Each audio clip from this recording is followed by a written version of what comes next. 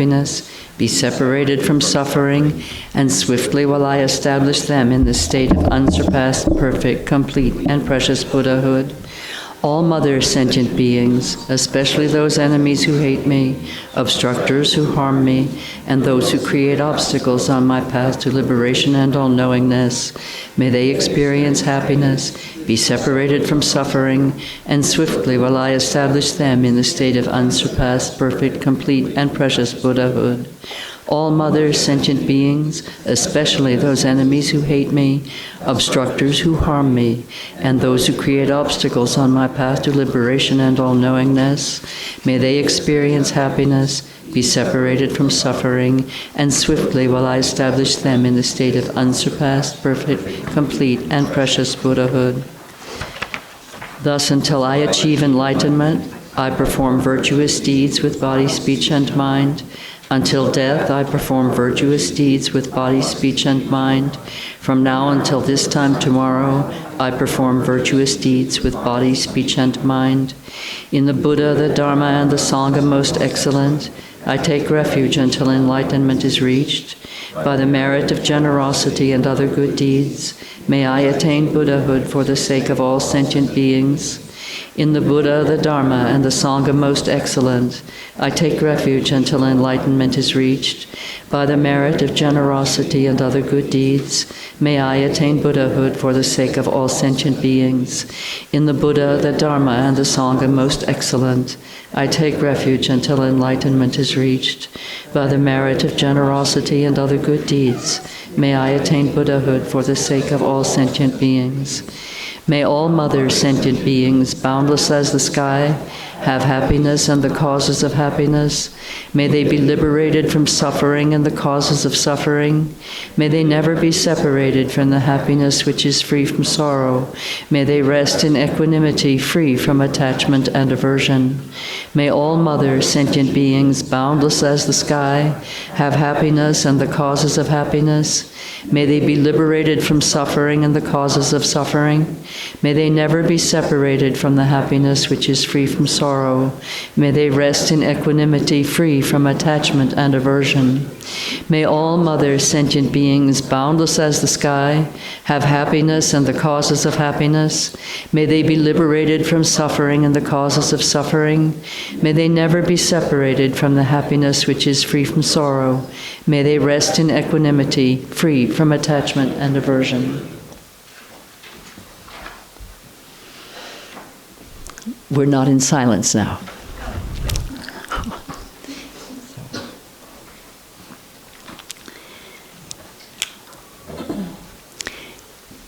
Did you notice as you walked into the room that it felt like a field of love? Just check in with yourself. You're sitting and your awareness is a whole body, whole mind awareness. Feel yourself in this space. See what was here before you came in.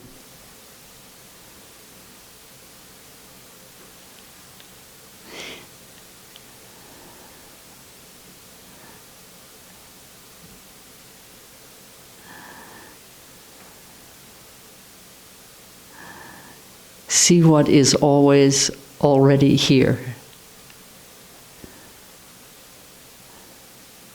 We step into and out of a room, but we don't step into and out of our true nature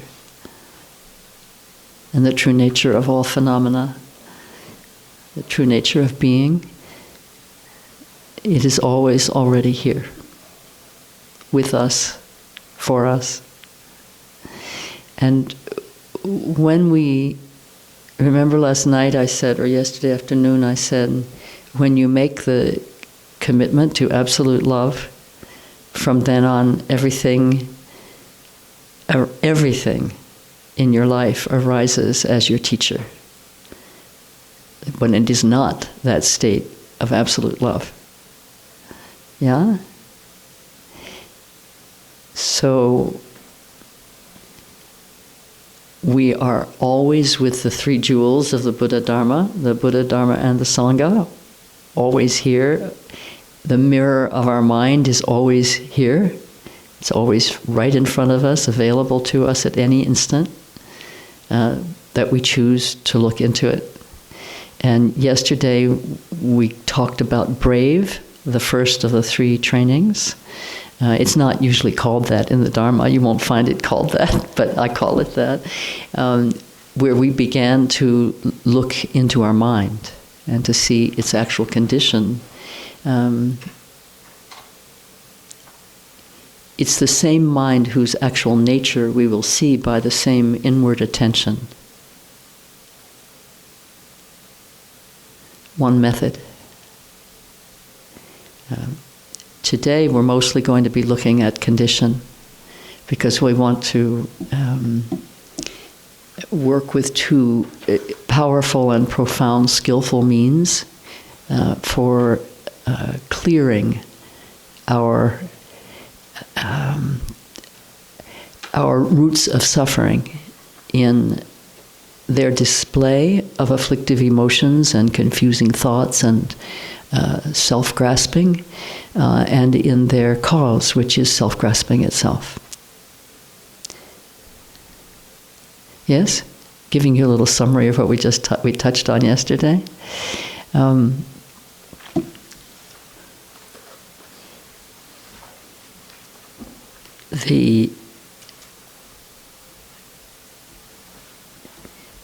There is a question sitting in the basket that's asking whether meditating will lead us to enlightenment. Is that the phrasing? Where are you? There you are, yeah. Can you discuss how sitting or meditation is connected to or can lead to enlightenment? I'm going to come back to this in more detail, but at the moment, and tomorrow probably, but at the moment, what I want to speak about briefly is a bird. A bird that has 2 wings. And this is a symbol that we use sometimes, which I love. We have 2 arms, so we can imagine ourselves as this bird.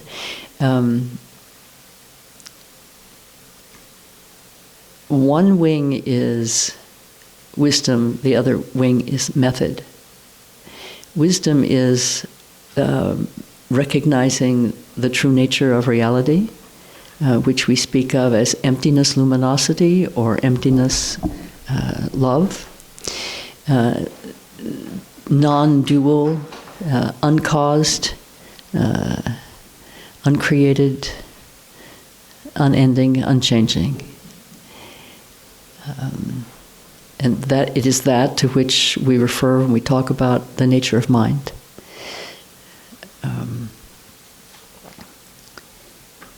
The other wing of the bird is method. And method in the Tibetan tradition of Buddha Dharma means love. It means love and compassion, but you know me, I'm going to use the word love pretty much all the time. So it's not just sitting in meditation that's going to do something for us. That's part of the sweeping away process for our obscurations. But trying to see emptiness, it's quite wonderful to try to see emptiness, because you will catch glimpses. But our trying doesn't cause us to see emptiness. Our trying, again, is the sweeping away of the obscurations. And I remember many, many years ago sitting in an outdoor meditation place with the Sangha that I was involved with at that time. Suddenly I had an insight that struck me as so comical, I couldn't contain it. I had to tell everybody my great insight. And so I said, we were being called on as we raised our hands, and so I raised my hand, and I said, I just saw something I've never seen before. And the teacher said, okay, now tell us what it is. And I said, the only thing between me and and clarity is confusion. And I was just doubled over. I thought this was the funniest thing. I mean, it was so... I find it hilarious still. The only thing between me and clarity is confusion. Nancy thinks it's funny too. But the rest of the group just kind of looked at me like, huh? Well, why are you laughing? We know you're a little nuts, but this is, extreme. We're in, the meditation room, etc. And I still think it's one of the funniest insights, actual insights, recognitions that I have ever experienced. And I'm going to leave it at that. You can play with it yourselves and see what comes to you. And then, it can come up again, maybe tomorrow when we're talking about a different kind of meditation. But anyway, only thing between me and clarity is confusion. So we need to be like the sun that melts away the mists of confusion. Yes? And that is what's method in the Tibetan, in the Vajrayana. And all the things that we think of as methods, in the plural, they are that. They are methods for helping to clear away the confusion. But the motive force behind all those methods, or the fuel that drives them and fills them, is the motive force of compassion, love, for all beings. And really, in the Buddha Dharma we talk about all beings all the time. Mostly we talk about all sentient beings. You'll notice that I don't use that formulation very much. And I also find myself more and more as time goes by really understanding that for me, and this may not at the moment or ever appear to be the same for you or for anybody else, but for me, I recognize that the commitment to absolute love is not just for beings that we perceive as beings, it's for all of existence. For all of existence, all appearances, all experiences, all forms of suffering, all perpetrators of suffering, every element of confusion that exists in the mind of any being, or any harm doing that arises in the world that we're all sharing and co-creating day by day. Absolute love for all of this is liberation. In absolute love for that which it is, it dissolves the duality of mind that is what we refer to as self-grasping, and the grasping to appearances as having some intrinsic reality.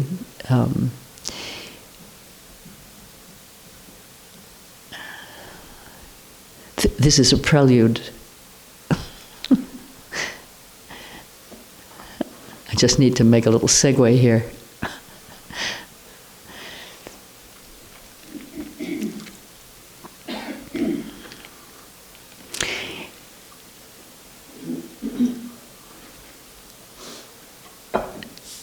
Garchen Rinpoche has said with utter simplicity and total assurance something that in this last couple of years, for some reason, has penetrated my understanding in a way it had not before.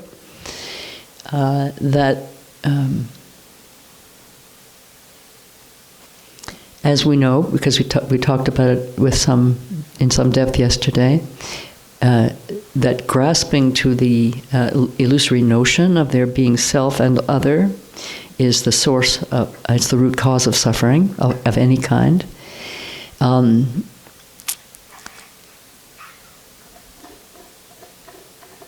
Rinpoche makes this statement, which maybe I've already made, I don't remember, but let it lodge in your consciousness, let it lodge in your awareness, let it lodge in your body, that the root cause of suffering is self-grasping, and the method for diminishing self-grasping is love and compassion.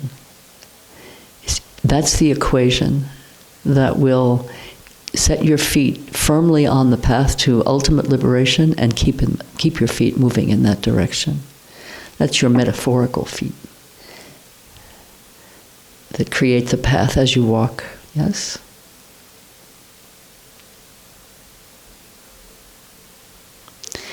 So today I want to invite your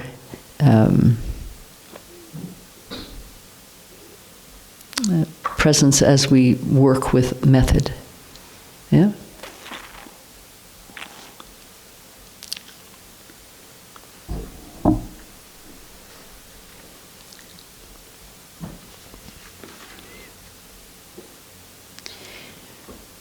So first we're going to start with the recitation of the 37 Bodhisattva practices.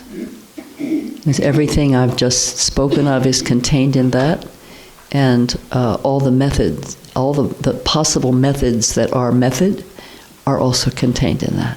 So we'll start there, as we did yesterday.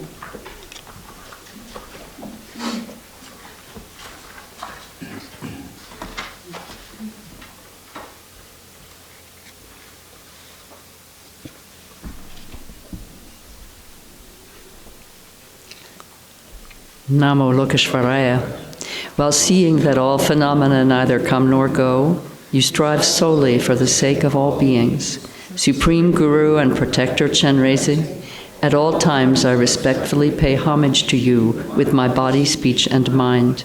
The perfect Buddhas, source of all well-being and ultimate peace, arise from having accomplished the true Dharma, and since that depends on knowing the practices, I shall explain the way of the Bodhisattva. Having gained this great ship of freedom and fortune, so difficult to find, in order to free yourself and others from the ocean of cyclic existence, listen, reflect, and meditate day and night without distraction. This is the way of a bodhisattva. Attachment to loved ones churns like water. Hatred for enemies rages like fire. In the darkness of ignorance, one forgets what to adopt and what to avoid. Abandon your homeland. This is the way of a bodhisattva. When negative places are abandoned, disturbing emotions will gradually decline. Without distractions, attention to virtue naturally grows. When the mind becomes clear, certainty in the Dharma arises. Live alone in seclusion. This is the way of a bodhisattva. Family and long-time companions will part from each other. Possessions gained with effort will be left behind. Consciousness, a guest, will leave the guest house of the body. Let go of all worldly concerns. This is the way of a bodhisattva. In bad company, the three poisons grow stronger. The activities of learning, reflecting, and meditation decline, and love and compassion are lost. Give up such companions. This is the way of a bodhisattva. When one follows a true spiritual friend, faults will dissolve and good qualities will grow like a waxing moon. Consider this friend more dear than your own body. This is the way of a bodhisattva. Who can worldly gods, themselves all imprisoned in samsara, protect? Therefore seek refuge in the three jewels, the undeceiving source of refuge. This is the way of a bodhisattva.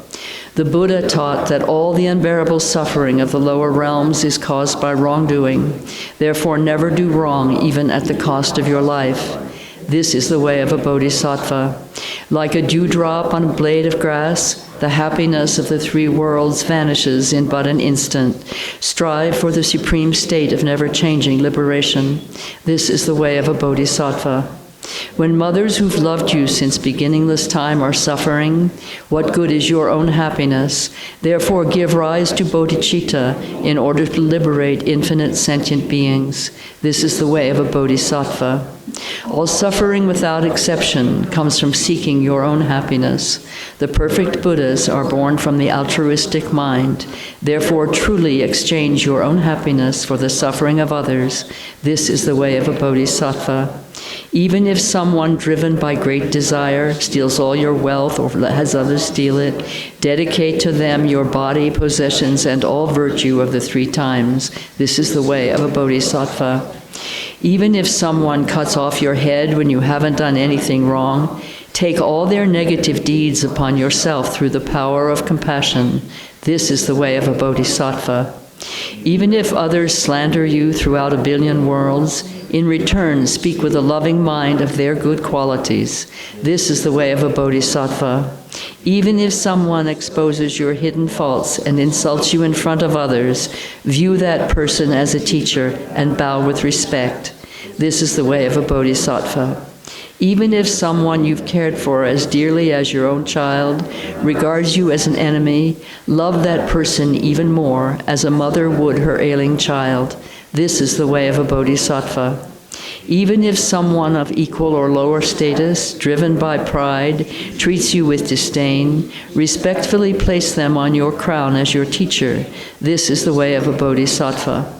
Though you may be impoverished, always disparaged, gripped by disease, and tormented by spirits, never lose courage, but take on the pain and misdeeds of all beings. This is the way of a bodhisattva. Though you may be famous and admired by many who bow to you, and as rich as the wealth god himself, having seen that worldly fortune is without essence, do not be proud. This is the way of a bodhisattva. If the enemy, your own anger, is not tamed, subduing outer enemies will only make them increase. Therefore, subduing your own mind with the army of love and compassion. This is the own way of bodhisattva. Sensory pleasures are like salt water. The more you drink, the greater your thirst. Abandon at once all things that bring forth clinging attachment. This is the way of a bodhisattva. The way things appear is your own mind. Mind itself primordially transcends fabricated extremes. Knowing just this, do not create concepts of subject and object. This is the way of a bodhisattva. When you come across things that attract you, like beautiful rainbows in summertime, do not regard them as real and abandon clinging attachment. This is the way of a bodhisattva. All suffering is like the death of your child in a dream. How exhausting it is to hold illusory appearances as real. Therefore, when you meet with difficult circumstances, see them as illusory. This is the way of a bodhisattva. When even one's body must be given up when it's aspiring for enlightenment, what need is there to mention material things? Therefore, practice generosity without hope of reward or karmic results. This is the way of a bodhisattva.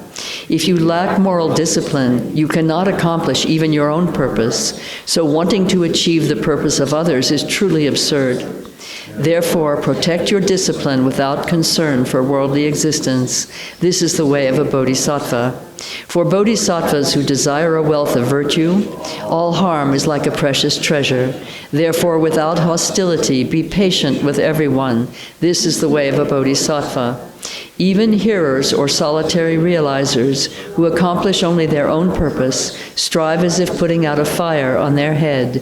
Seeing this, practice with diligence the source of good qualities for the sake of all beings.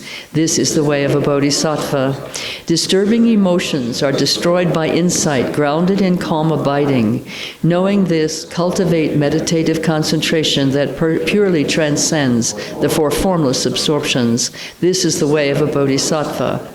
Without wisdom, the other 5 perfections alone are not enough to reach complete enlightenment. Thus, combined with skillful means, develop the wisdom that does not distinguish among the 3 spheres. This is the way of a bodhisattva. Unless you examine your own confused ideas, you might look like a practitioner but not be acting like one. Therefore, always examine yourself and abandon confusion. This is the way of a bodhisattva. If you're driven by disturbing emotions and talk about another bodhisattva's faults, it is actually to your own detriment. So don't mention the faults of those who've entered the great vehicle. This is the way of a bodhisattva. Concern for gain and respect causes conflict and a decline in the activities of learning, reflecting, and meditating.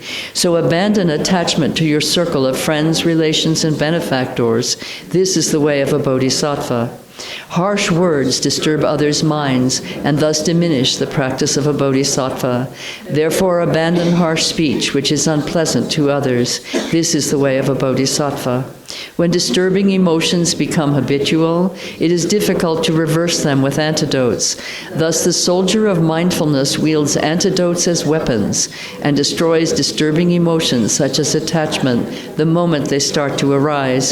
This is the way of a bodhisattva. In brief, whoever you are and whatever you are doing, always examine the state of your mind. Act to accomplish the purpose of others through constant mindfulness and awareness. This is the way of a bodhisattva.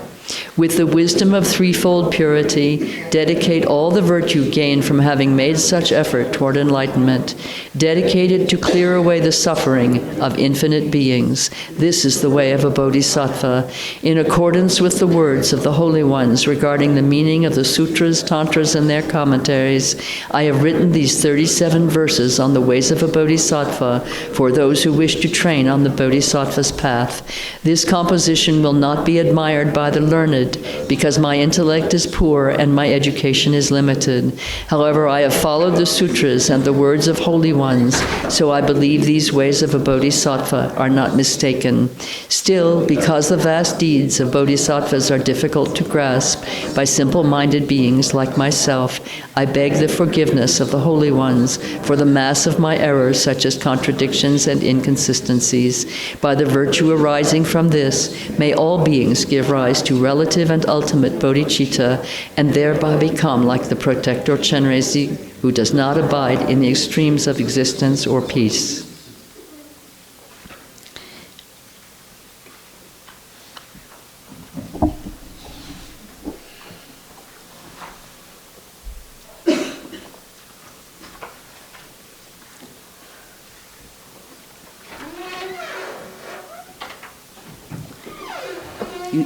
You will recognize in the things that we're going to be talking about and doing today the content of some of these verses, which as we recite them on a regular basis, seep into our minds like nectar.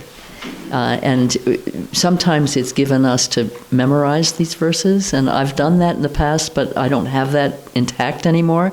But one of my early students, early here in Prescott, had been a member of a religious tradition where much recitation and memorization of texts was prescribed. So she had a method for memorization that is really excellent. If you want to memorize these verses, this is a wonderful way to do it. She didn't take them chronologically. She memorized verse by verse, but not in order. So she wasn't dependent upon having recited verses 1 through 14 to find verse 15 in her mind. And she did it. She nailed it. I'd say to her, like the old rubric of number 42, and the person says a joke that everybody knows is number 42. So I'd give her the number of a verse, and off she'd go directly to that verse. Now, I didn't do it that masterfully, so I don't have that ability. I look them up, and fortunately, we have the means to do that. They're online if you don't happen to have your booklet with you. All right. So today we're going to be concentrating on those verses that deal with in this morning with the afflictive emotions that arise from the I, me, mine, our wonderful American shorthand for self-grasping. And to remind you, the three poisons or the three locks I spoke of earlier of passion, aggression, and ignorance, or grasping, repulsion, and confusion. Have you, by any chance, since we've been meeting since yesterday, recognized any of those arising in your mind stream? Raise your hand if you haven't. That was easier. So that means you're able to see them. Yeah, as we spoke of yesterday, that means the contents and the movements of your mind are accessible to your awareness and to your consciousness recognizing them. Awareness always sees them, and awareness sees what is seeing them. which is why it is taught that recognition and liberation are simultaneous.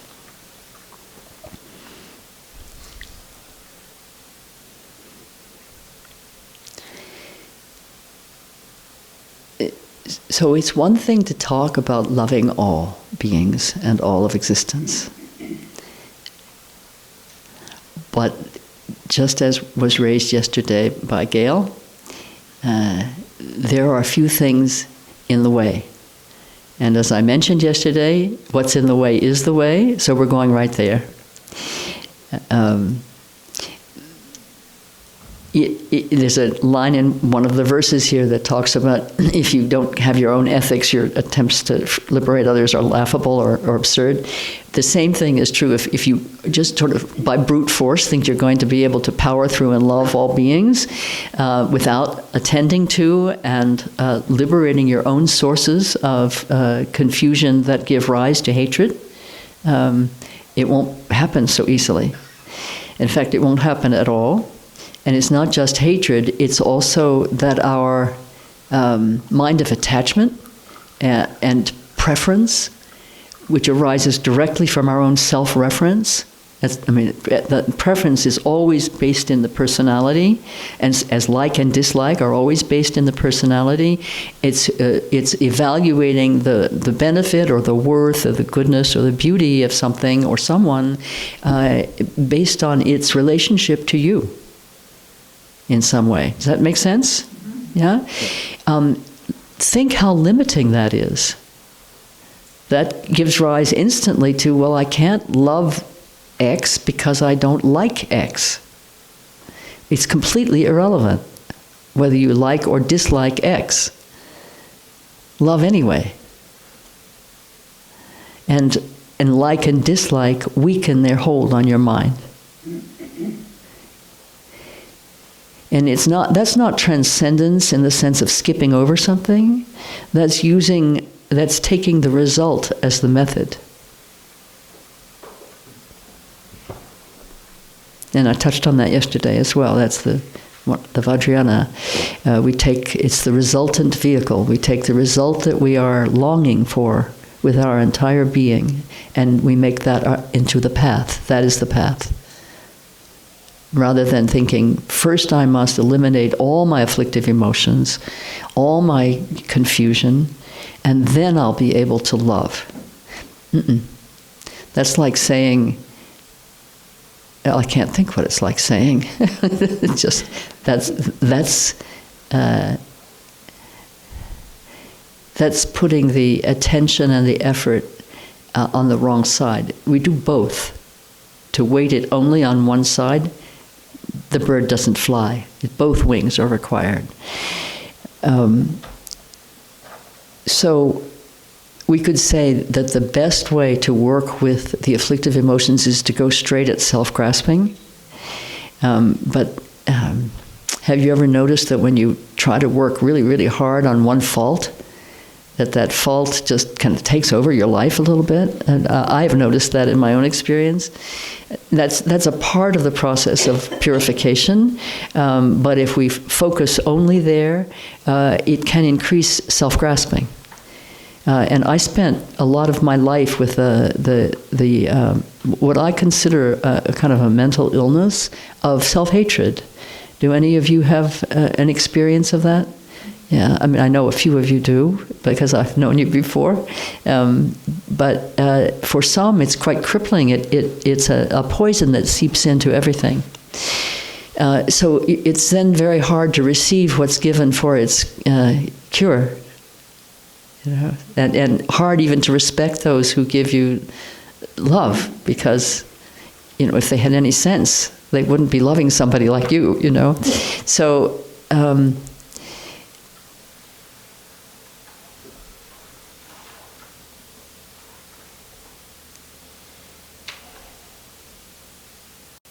have you heard the expression, behave your way out of it? No.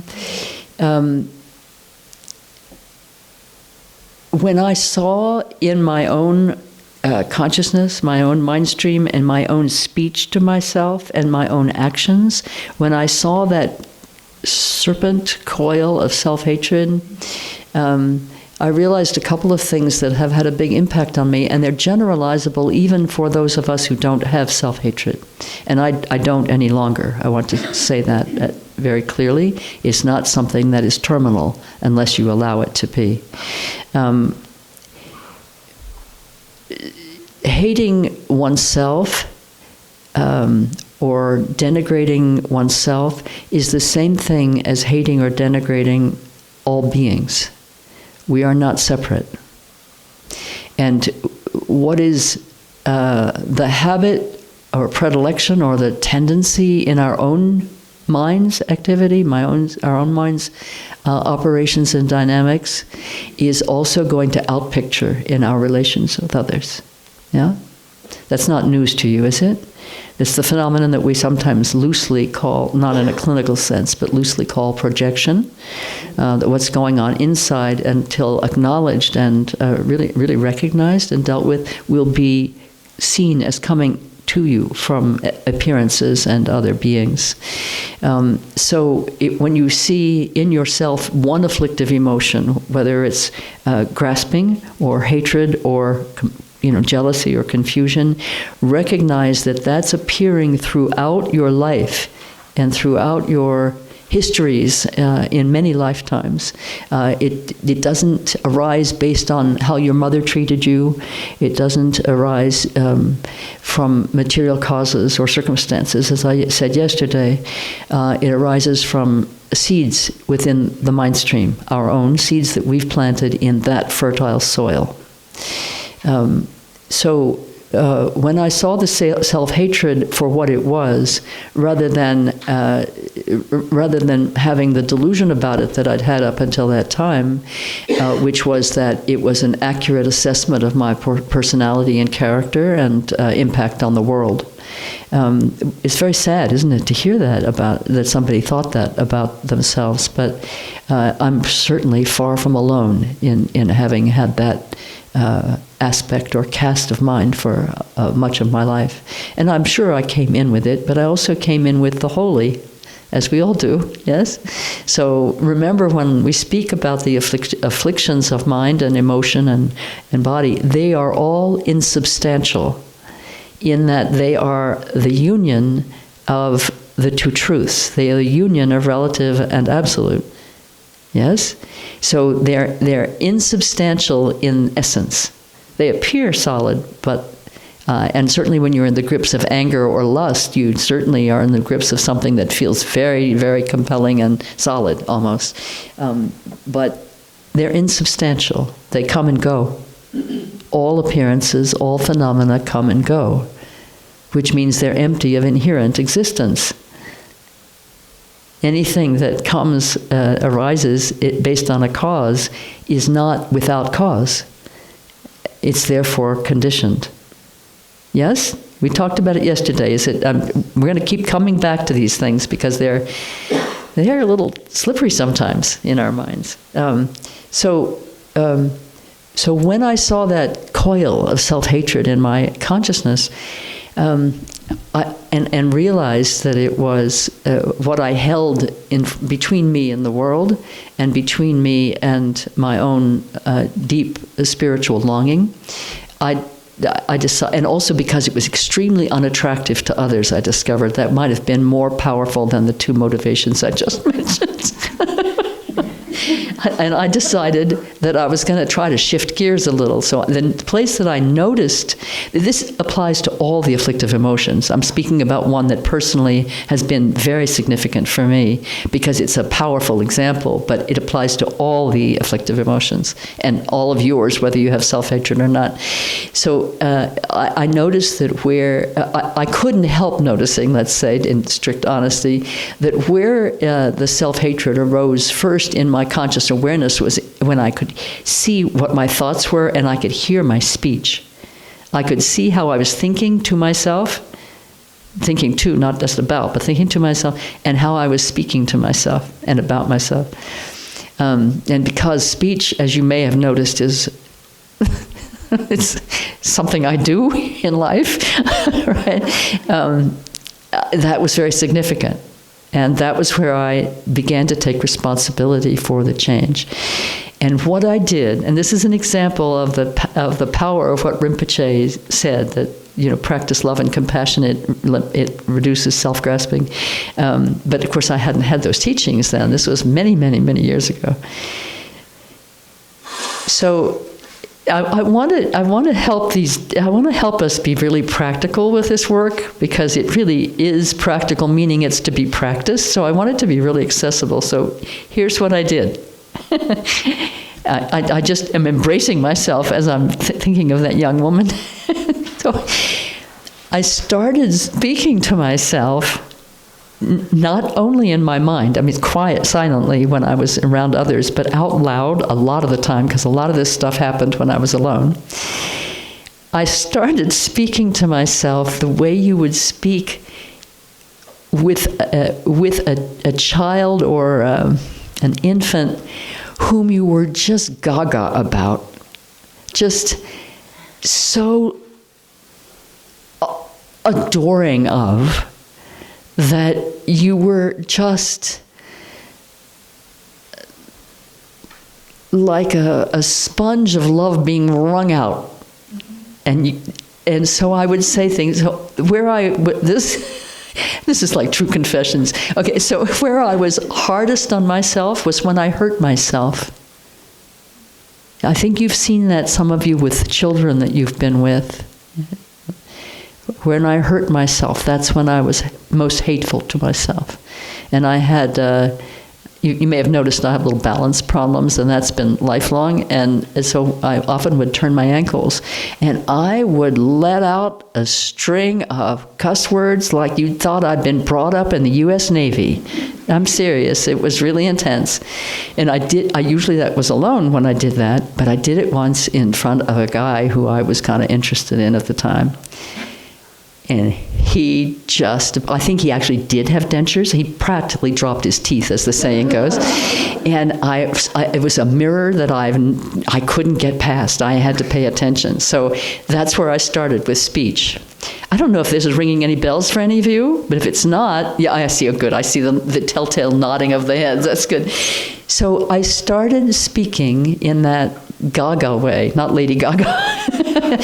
And so imagine me like burning my hand on the saucepan.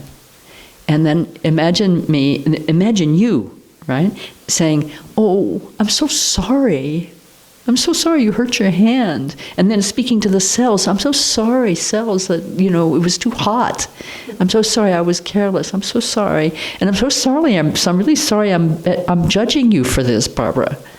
I'm in my mind, I'm thinking, you careless thing, you're always making a mess, The words, do you ever speak like that to yourself, Some people don't. I love you for that you, in some lifetime you got over what I'm talking about. And I would caress the body part. I would caress. Or if I knocked something over and broke it, which also has been a significant part of my history of learning, I would pick it up and cherish it. With words and gesture. So even though I was not at that time a person who knew how to express compassion and love in the world in the way that I now understand, I was practicing it. I was practicing it in the most intimate relationship we have, which is with ourselves. And I'm sharing this because it's truthful and factual, and I think it can apply to many of us in some way or other. And also because it's really an example of the method. Right? You may hate it, but love it anyway.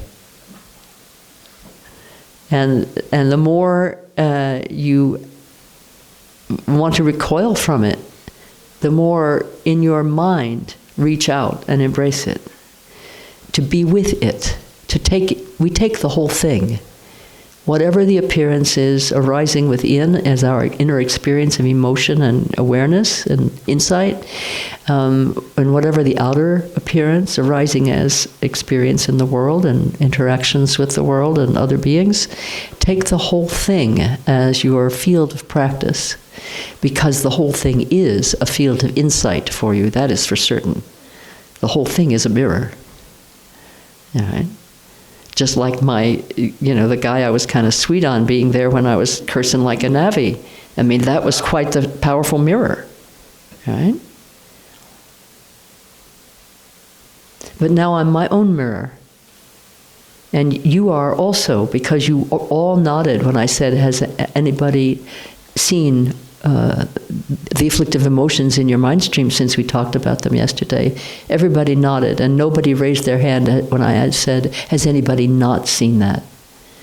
So that mirror of mind is instantly, immediately, and intimately available all the time. Okay? So use it. It's how we know what's happening in our mind at any given moment. As the verse at the end says of the 37s, always examine the condition of your own mind. Always examine the state of your own mind. That will tell you what the motivator is for your speech and action that's about to occur, or that you're in the process of carrying out. You may tell yourself a nice story about where your motive is.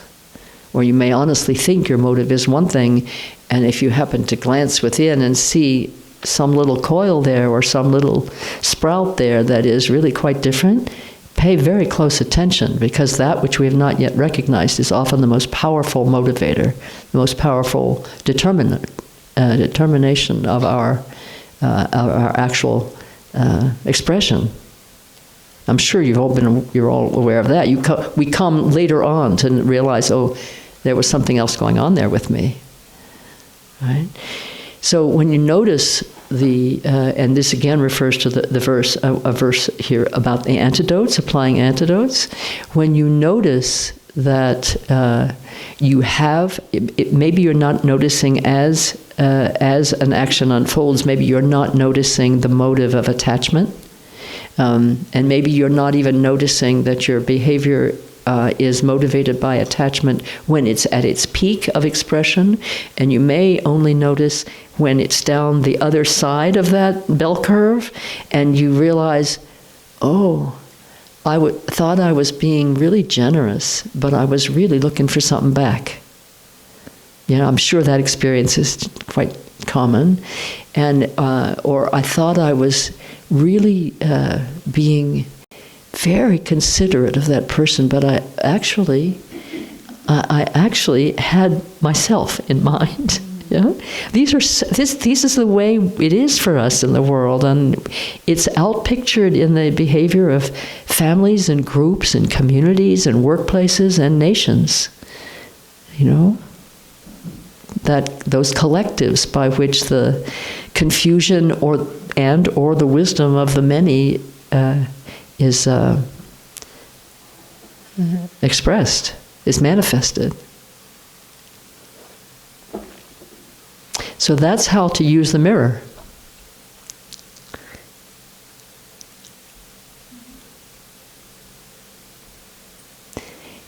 And in the moment that you see, this is a more radical version of the practice of recognizing, in the moment that you see a motive that is other than the positive one that you would like to be manifesting,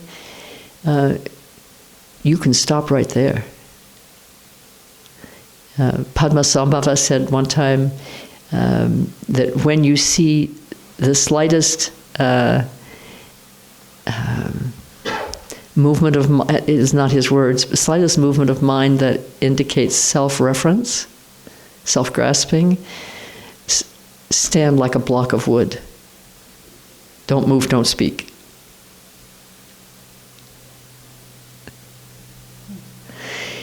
It would be extremely interesting to do a retreat like that sometime, where you think the goal is to get 15 steps down the path.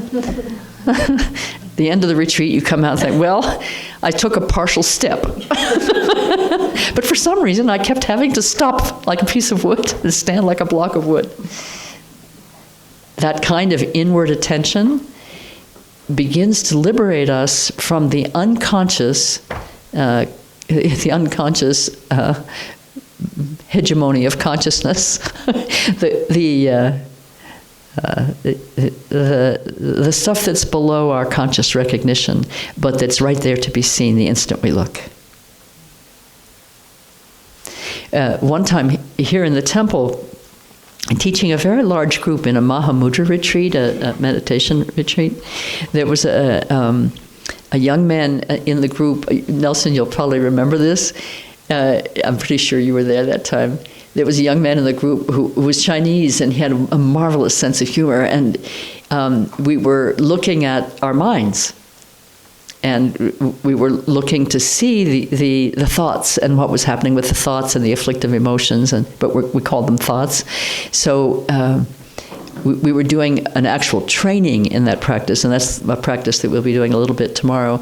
And we're doing an actual training so that we would go into the practice, cultivate that inward attention, and pay attention to the movement of thoughts and the appearances arising.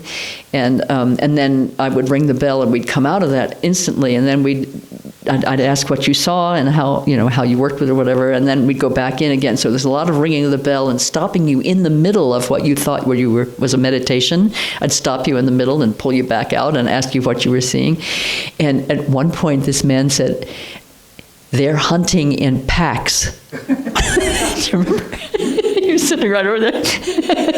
They're hunting in packs, meaning not just am I seeing one thought arise, but it's followed by or accompanied by droves of thoughts, some related, some not, but they're hunting in packs.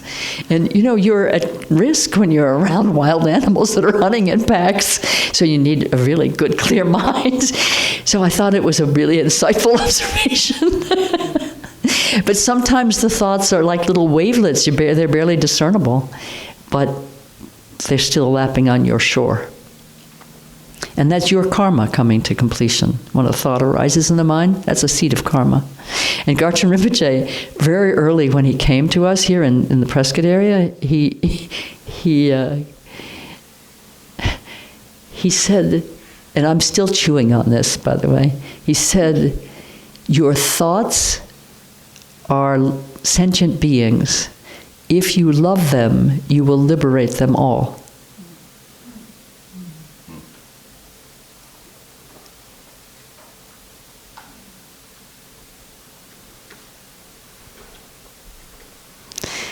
And I'm going to add something to that. Isn't that a little arrogant of me to add something to something my teacher said? But I'm going to add this. He said, of course, everything's in translation for us. I don't hear it in Tibetan, so I don't know. Maybe the cast of the language in English rendered it, "If you love them, you will liberate them all."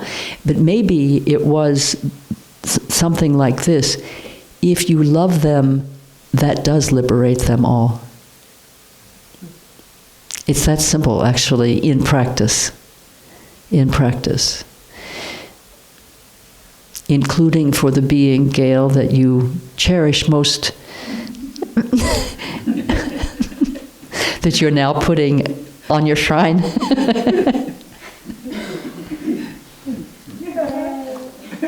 Are you groaning or whimpering? What was that? Shuddering. Yeah. With adoration. Yeah. And that practice of speech that I directed to my self-wounding self is a practice that we can do in our minds in relation to others as well. Doesn't even have to be said out loud. Sometimes to tell somebody you love them, it could be the most offensive thing you could possibly do. So you don't have to do that all the time, but you can acknowledge it.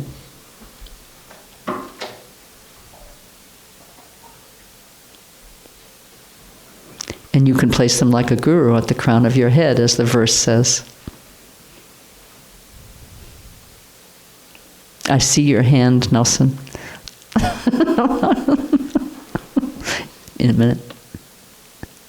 So everything that I'm saying here applies to all of our practice to clear away the obscurations of the afflictive emotions that are all rooted in self-grasping. And the motive force of love expressed as love and expressed as compassion, to relieve suffering and to give happiness, that motive force is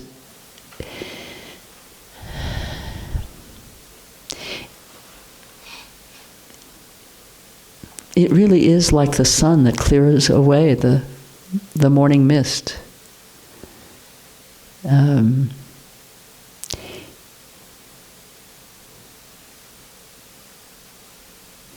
People sometimes say to me, I'm too familiar with them. They don't say it necessarily in their words, but let me know that I've been a little forward, or I've been, and I don't mean in the way I am now, just really trying to pin you down. I don't mean that. I mean,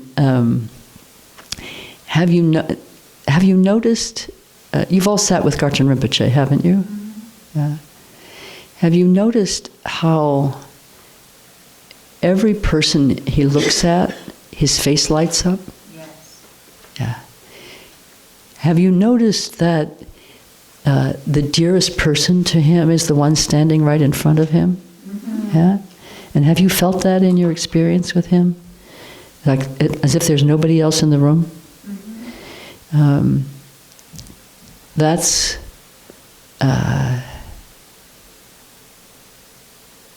I'm beginning to understand that.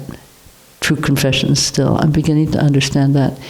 When I meet people now whom I haven't met before, very often I feel as if it's an intimate friend that I already deeply care for and love. And not necessarily know, but care for and love. And it's showing me something about what Rinpoche is teaching us, and how he is showing us always an example of that. And that example is mirrored in our gradual diminution of the self-referential mode of being, and the mode of being that instead is open and spacious and accepting and affirming of and being with others as we are learning to be with our own experience, with discernment, but without judgment, and therefore without rejection, and with appreciation for their human qualities, or not appreciating their human qualities, but with recognition of the sublime qualities that we share. And you finding yourself, when you see an example of bodhicitta in the world, or in the actions of another, or in the speech of another, or even like a bird putting food in the mouth of its young, when you see an example of love and compassion in the relative world, you may find yourself, your face awash in tears. That is your bodhicitta being stirred by the mirror that's showing you bodhicitta in another. And what we look for is what we're going to find. If we look for the faults in others, we'll find them.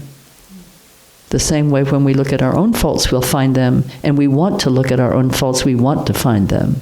Not in that self-hating way that I described, but in the way of taking inventory and taking responsibility. And what you don't look for, you may trip over, but what your deepest longing is, you must throw yourself over the fence for that. Did you know that expression, throw yourself over the fence? No. It's equestrian. You know, if you're riding a horse and you're approaching a fence, if you have the slightest reluctance about going over the fence, the horse is maybe going to balk, maybe throw you over the fence, you know, maybe trip, you know. If you throw your heart over the fence, you and the horse will go over the fence. So that's what that means. So that's the way we should be with our spiritual longing. Go for it, all the way, no holds barred. Yes, we are going to pay attention to appearances in the world, but not as much as we think we need to.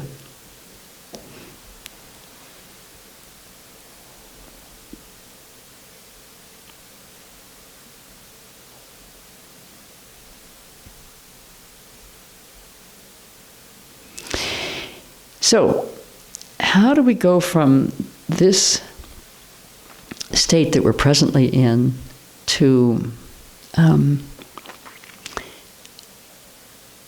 absolute love? You ready? Randy, why are you laughing? Well, you're just putting it out there. Your proposal is wonderful. Oh, I'm proposing to you. Do you accept? I do indeed. Good. We're engaged in a wonderful action, which is Bodhisattva action for the liberation of all. Heart to heart. Heart to heart. Yeah. So, did you have a chance to look in your packet, your study materials packet, at the practice called equanimity, cultivating bodhicitta and equanimity together? You guys haven't been doing any homework, have you? Some of you have.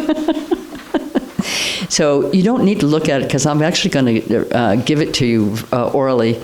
It's very detailed, so I'd rather you didn't take the time right now, but I wanted to know if anybody had taken a look at it. In English, or in contemporary American usage anyway, we use the word equanimity to mean, most of the time, to mean kind of a steady state. We're not thrown by something, we don't lose our balance, we're not dispoised by, I don't know if that's a word, but it's good. We're not dispoised by whatever happens. Yes, is that a kind of general understanding of equanimity as we generally use it? Yeah? Wordsmith over there, yeah? In the Buddha Dharma, the word equanimity, as we're using it in this practice that we're going to do, and as we talk about diminishing self-grasping, the word equanimity means seeing all as equal. So sometimes I call this the equalizing practice, but all are already equal, so I don't really think that's an accurate way to call it. So we're using the word equanimity. The fact of our experience is that we really like some people and don't like others. We like some better and some worser, and we dislike some more than others, and we dislike some intensely, and some we really don't care about at all, enough to like or dislike, and some we're just neutral, in that we've never heard of them before, and we're talking about beings now, not other kinds of phenomena. We're talking about human beings, especially, but it could also apply to our pets and our domestics, our companion animals, and people who have 4 legs or wings and stuff. But people is what we're going to focus on. So all of these gradations from complete not knowing, or neutrality, to just total love and affection and appreciation, all of these gradations really reflect the personality's grasping to itself, the self, the illusory self, grasping to its illusion of selfhood. Okay? So I think that's pretty clear, right? If we talk about the nature of reality as being that which never comes or goes, and we are that which we know is always coming and going, we can recognize that the expressions of the conditioned are of the conditioned, not of the absolute, although they are insubstantial in that they are also in union. They are the union with the absolute. There's nothing that's not that. So,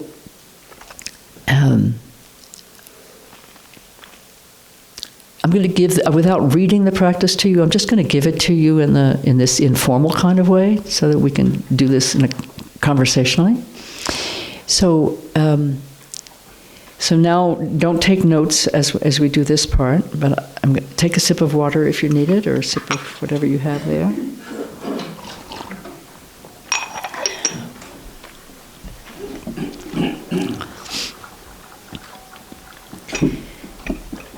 Now I want to have you place in front of you 3 people in your mind's eye. Place in front of you 3 people and see them extremely clearly. One of the people is the one you love most in this whole world. Maybe living or dead, it doesn't matter whether the person's alive or dead. So one is your most beloved, your most dearly beloved. one is your most dearly hated, the one you dislike the most. It may not be what you would actually call hatred, but it's the same basket as intense dislike, yes? So that, and one of them is somebody whom you are really neutral towards. Maybe somebody you pass on the street as you walk to work or something like that. It's not, there's no positive, there's no negative charge with that person.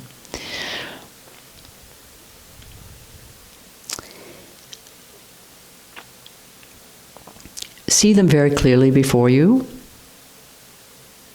and allow the worlds of experience that you have registered with them to be available to your awareness.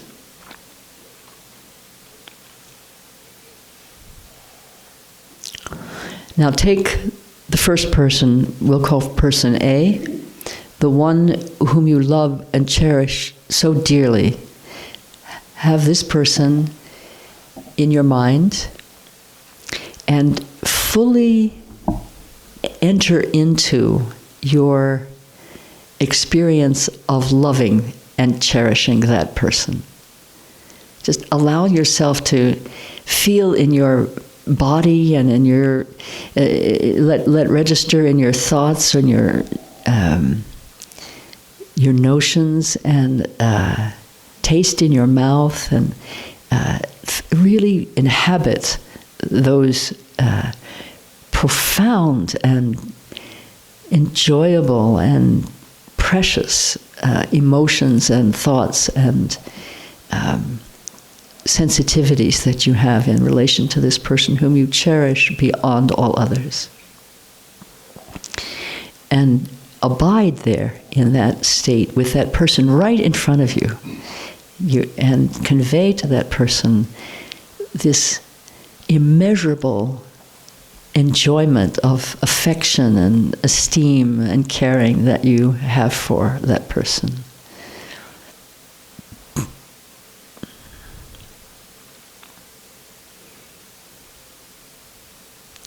And love them till the tears come down your face, and until until you want to kiss them with your full mouth and embrace them with your body that perhaps you and that person have shared bodies through birth or through lovemaking or through caring for somebody at death, shared the molecules of creation. Fully enter into this experience of affection and warmth and esteem and all the good feels that it gives you.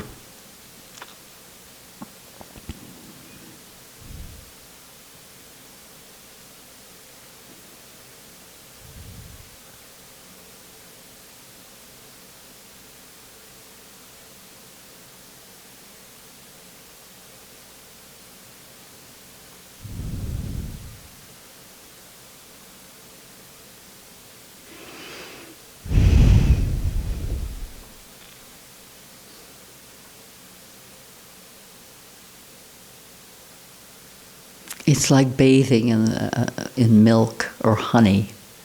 Yes? Let yourself bathe in the nectar of this love.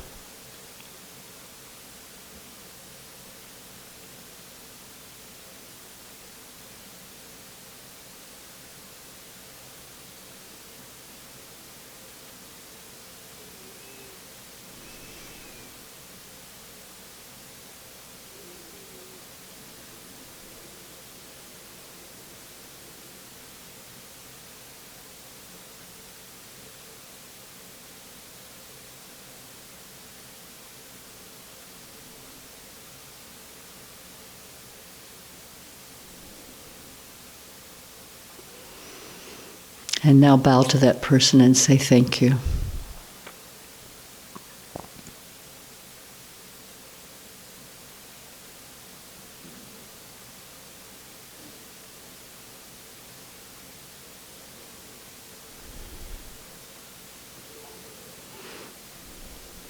And can you feel your expanded heart and the warmth? Mm-hmm.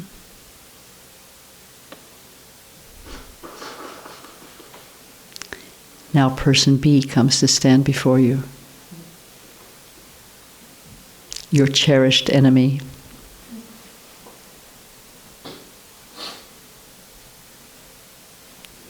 You know, really disliking or hating someone is like having a love affair with them, except it's like having a hate affair.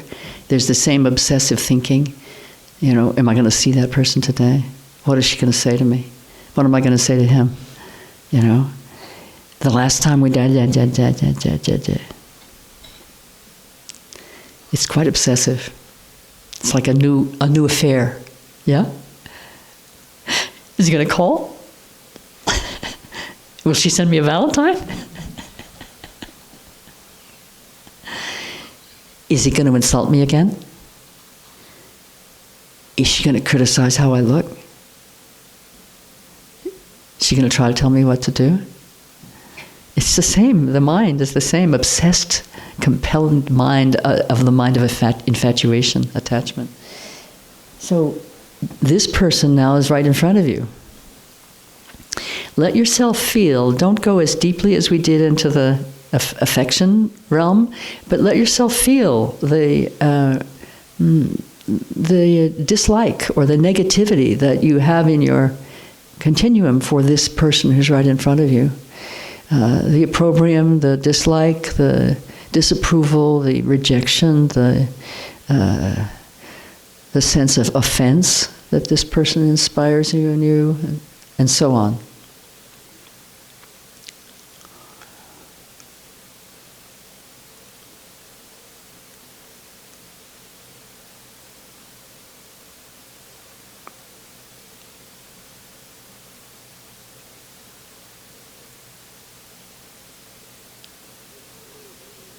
Okay, well, that's enough of that.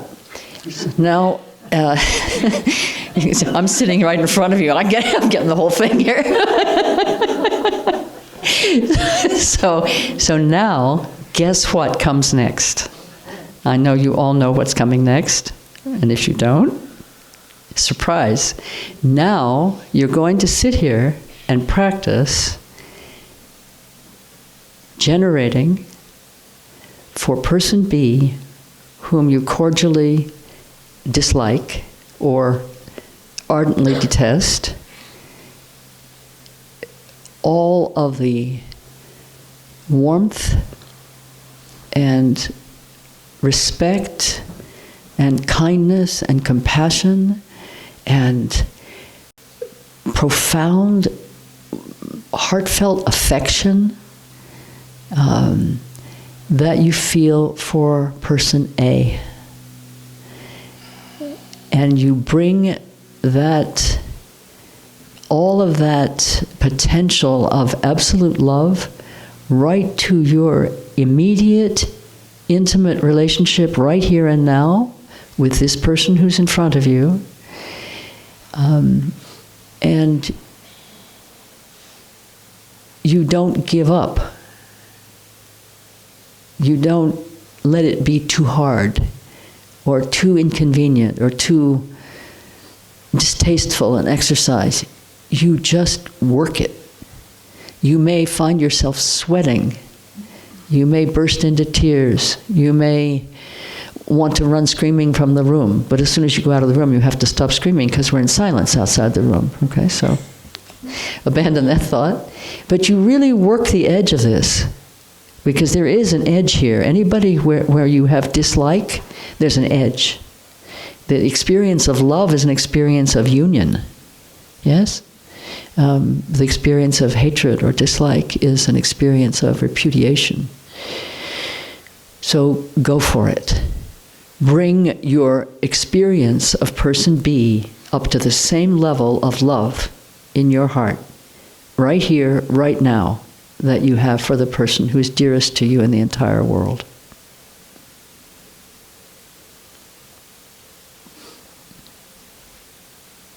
And you can speak to them too, words of love.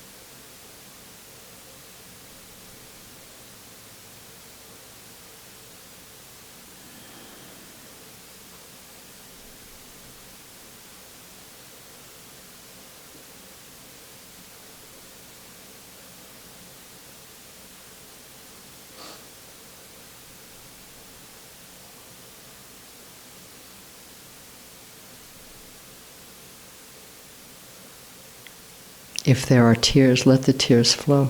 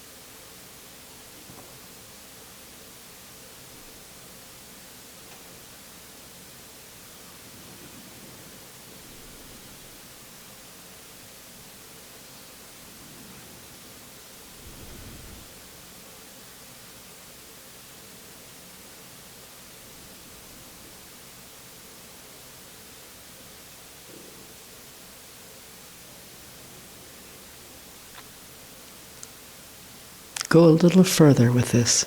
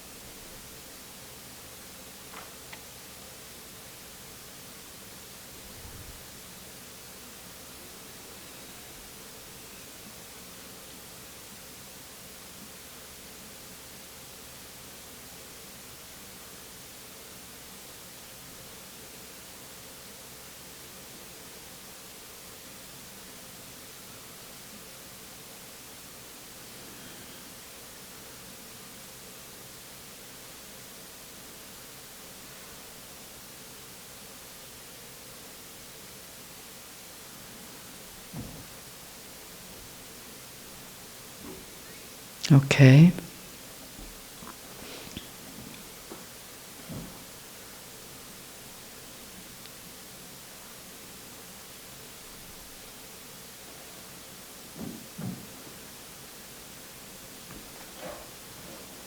And now bring person C in front of you, the third person.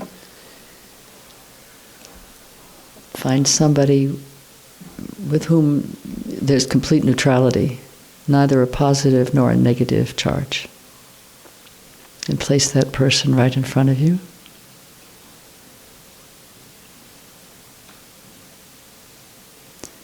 And be with that person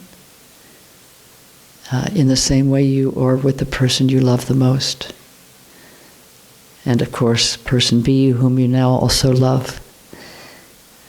But choose person A as the symbol and the actual reflection of your great love. And bring that to person C, the person whom you may know nothing about, might be completely anonymous human being.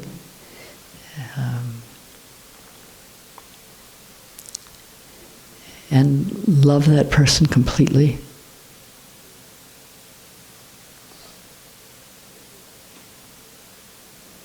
It's the same way you love the one dearest to you in the whole world.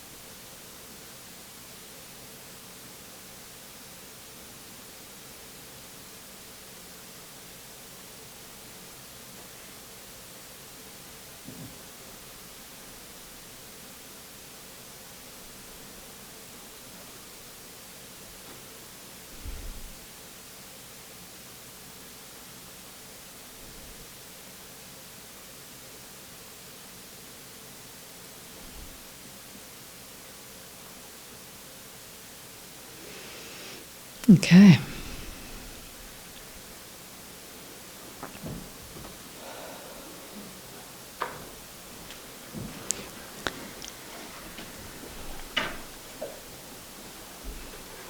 So what happened?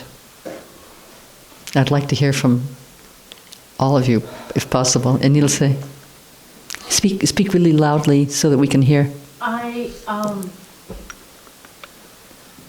the end, I really got a sense of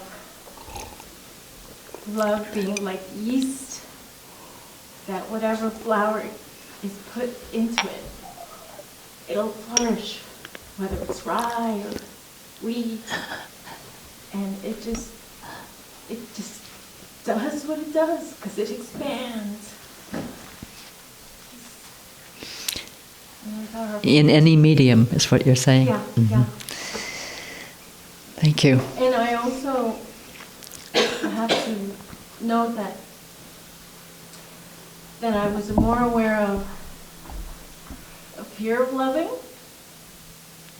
because my grasping to a response of the other person, that I was afraid that I'd be hurt back. And that once I was able to eliminate that and know that it was the essence of them that I could love, then there was no fear. Then it was easier to proliferate. How did you eliminate that? By the understanding that it was my own self-grasping. It wasn't there. Mm-hmm. It wasn't their fault. Mm-hmm. It was my obscuration, my limitation. Mm-hmm. Thank you. Yes, Annie. I was surprised that it was easier to feel love towards the person to whom I had an aversion, at least the volume of it, than to the one to whom I felt indifferent. Almost the capacity was there, like you said about the attraction, repulsion. There was already a strong, intimate relationship. Yes. But the more anonymous person, it was there, but it was small. Mm-hmm. So it's interesting that it's a matter of cultivating the volume also. That's it, cultivating the volume? Yeah, creating the volume for everything. I'm very happy that you spoke about this, because it's curious to note that it's harder to generate love in neutrality than in hatred. And the quality of intimacy that you identified as being available in the hatred relationship, that being lacking, you have to start from somewhere. So where do you start from? What happened for you when you actually did that practice with the person that was neutral? I actually had to focus on holding my attention to it. I was getting bored.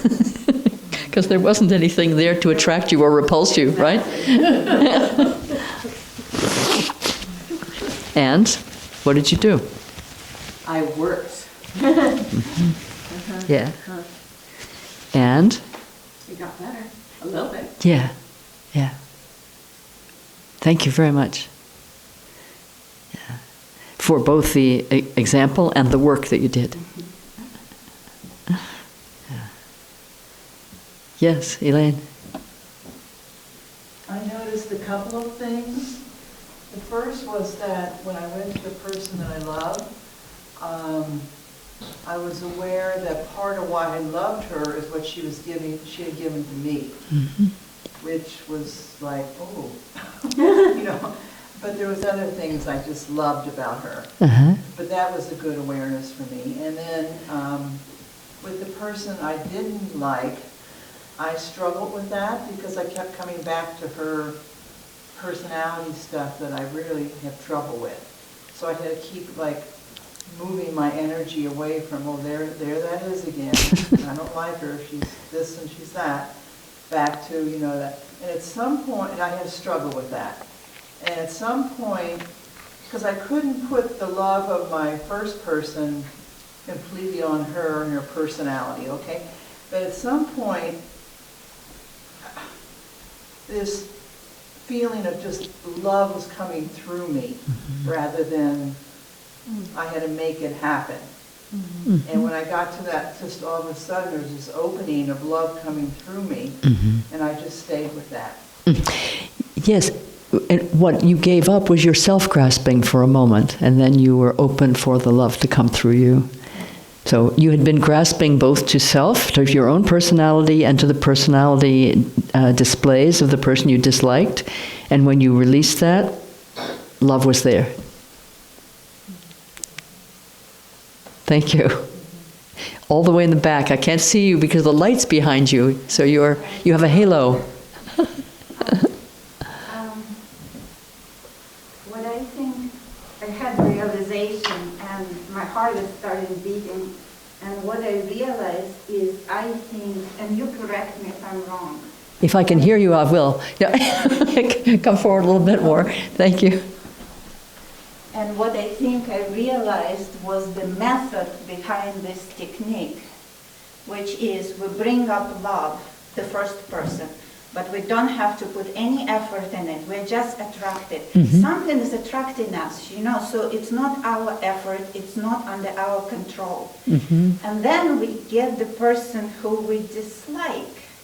And what we take, we're trying to play with our emotions, because our emotions are never controlled. They come, they go, they're so quick, we can only react, we can never catch, let alone control them.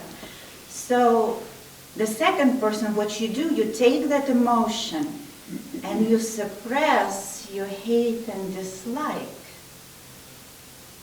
You see, I don't know, and you don't play with the emotion of hate. You can try to control hate, but it's kind of destructive. But you can just take the emotion of love and not even think about it. It's immaterial who they are, what they are. It's just your emotion of dislike of them. And you kind of replace it with love. And there are two things that happen. First of all, your hate diminishes. And second of all, you get an inkling of how to control your emotions. And then you take a neutral person, which is not here, not there, and you again try to use this again of this neutral person. And the second realization I had that the most profound, the most acute, you would think love would be to the first person because you already like them. No, it's the second, because we feel hate much stronger than we feel love. And here, another thing that came to my mind, this mindfulness when you look at yourself. And what I find is that when I'm really emotionally involved, when I'm just in the argument or confrontation with somebody, if I start watching myself, this mindfulness is much, much more acute than when I'm sitting like la-di-da-di-da, oh, I remember I have to look at my mind. But if you remember it when you are in the emotion, and it doesn't matter if it's love, hate, or anything, then it becomes so acute, it just takes you. So I think that when they develop this, I think that's what, it's the control of emotions that they were after. I don't know, is that? I think it's the transformation of the emotional energy. Yeah, but love, hate, It's all. it's also love, but it's more like your presence, equanimity, you're being able to control yourself, your mind, and how you go. That takes precedence of like, I love the whole world, and then you're again uncontrolled.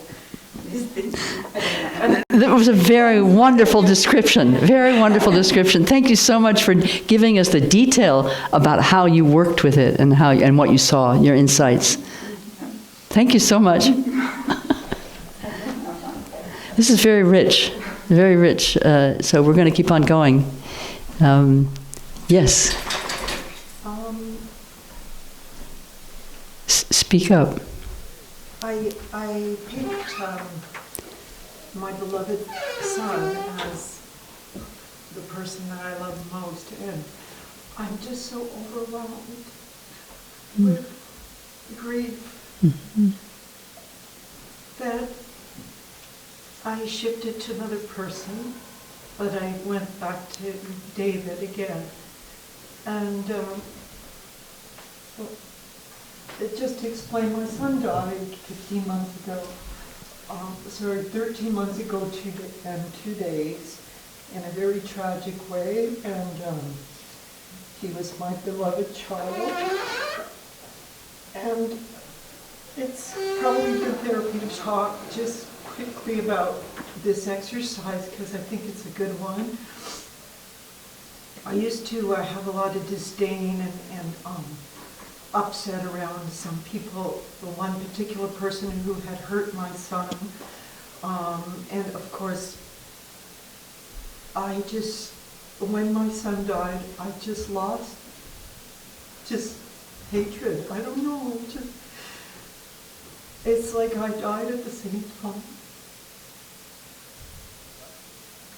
And it's hard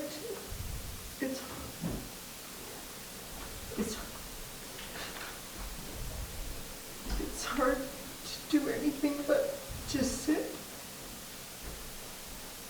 and feel in little bits, and keep telling myself that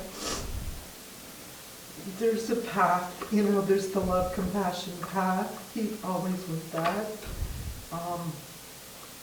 And so then I went to the neutral person, and I found a neutral person really easy to love, because it's everyone to me that I meet that I don't know.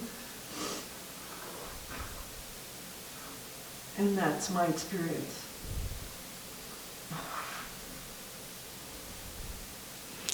I'm going to say the same thing I said last night. Practice to be with David. Yeah. You jumped away because the pain is so great, but the pain and the love are not different. One is more focused for David, the other is more focused on what you lost. Practice to be with that. As you sit, let yourself be with it. Just take it because it is given. It is what is. And when we struggle to not be with what is, we separate from life and we separate from our potential to love. You don't want to stop loving David. So you need to allow yourself to love him through the recoil from the great loss. Do you understand? Yeah. So you and I are going to be singing this song together for a while.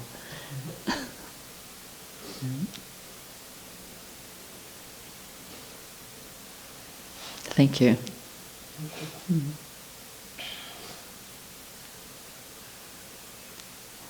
Jane F. I'm seeing Jane for the first time in, 12? 11 or 12. 11 or 12 years. Yeah. Yeah. It was pretty profound for me, especially person B. And I found myself taking his hand, this is my father, and talking to him like a child and telling him how much I loved him and I forgive him. And that it was profound. I felt the hatred melt away. Mm-hmm. I thought I'd have to run out of here bawling.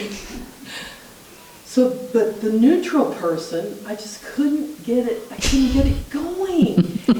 And I was like, okay, Barbara, let's call it here. You know what I mean? I was getting impatient and really. And then I saw very clearly a road ahead of me, a narrow road with a lot of plants along the side and big rocks and chat in the road. And I realized this is an area that I need to work on, is developing bodhicitta for the neutrals, because it's blocking my path. Excellent. Please do that. It's excellent. The rocks will become the paving stones. Oh. Good.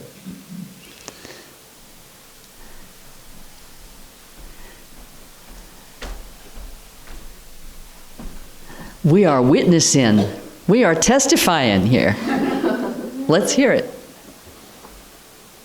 Yes. Please remind me of your name. Yes. Marilyn. Marilyn, thank you. So the love was extremely easy. The loving part was so easy. To the point that I felt like I was glowing from the inside. You probably were. Love. The second part, I actually had to switch my person. And I'm not sure why it switched, because I just really felt like I couldn't do anything much with it. And I started to realize that I maybe chose the wrong person. The wrong person as the one you dislike very much? Yes. Mm-hmm. So I all of a sudden... Didn't dislike that person quite enough, or what? Too much. Dislike that person too much to be able to do the practice with that person? Yes. Okay, well, you know what's ahead of you, of course. Yes, just thought I'd mention it in case it hadn't occurred to you. But this was, but somehow this other person just popped out there. Uh-huh. And I thought, yes, this is where I'm supposed to be with this right now. Mm-hmm. And it was not easy, because with the first person I could feel my jaw was getting tight and my stomach was uncomfortable. And it shifted a little bit, but with this person, there was such animosity, and the second person, who I really realized was maybe where I could work with, challenge, but work with. And it just, but what I came to as I kept working with it was a need to forgive the person and a need to forgive myself. And for the feelings that were there around this person. And jealousy was another part of it, which I tend not to think of myself as a jealous person, but I realize it can be defined in more than one way. And I just kept trying to bring the love and bring the love. And just the ongoing work with it finally helped it, finding more words and more ways to acknowledge that this person needed my compassion and my love, just really acknowledging in myself, and that I had the capacity to offer it. And then the love started to feel like it was growing until I really felt that it was there for that person, which was pretty amazing. You're surprised that the practice works? No, not that the practice works, because I don't think you would bring something to us that... Well, no, it's up to us. Yeah. I don't think, it's, but not surprised that it worked, but that I could work, that it could be, I had the capacity to work with it and accomplish. And see was very challenging. I was like, I could not stay with it. I felt like I was going to fall asleep, and I said, wake up, and I woke up, and, I just was,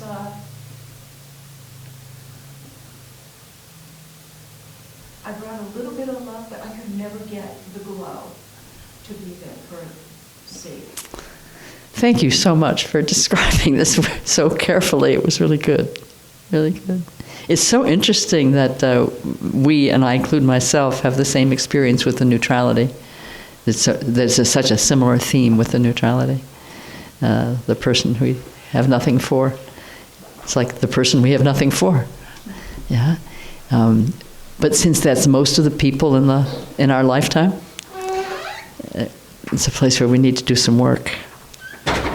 And that's what we see with Garchen Rinpoche. Nobody's neutral for him, and yet everybody is the same, is equal before him. But there's no neutrality. And yet, there is if I could hazard a guess, I would say that, no, I think I won't hazard that guess. I don't think I'll go there. I don't think I have the ability to go there. I myself found myself skittering away from the neutral person as well. I want to bring up something, though, in relation to neutrality. I don't know who it was that used the word indifference, but sometimes we confound neutrality with indifference. And neutrality is, as I said before, not having either a positive or a negative charge. Indifference is not having any charge. So it's nothing to get hold of there initially, right? We're not grasped, and so there isn't much self-grasping. So we don't quite know how to proceed in the absence of self-grasping. You know, that's our familiar terrain. To have a sense of personal stake, of personal reference, self-reference. So without a relationship of I, me, mine in some way to somebody, it's almost as if that person hardly exists for us. And so where do we start? And so you might start, for example, with thinking, well, what do I like about their shoes or something, you know, to try to get something to hang on to. But it's actually, I haven't really been thinking about this in quite this way until hearing from you the experience that I also had and have had before. It's the blank slate that we might be. We're not, of course, ever, but we might be something like a blank slate in the world, in that most people are unknown to us and always will be.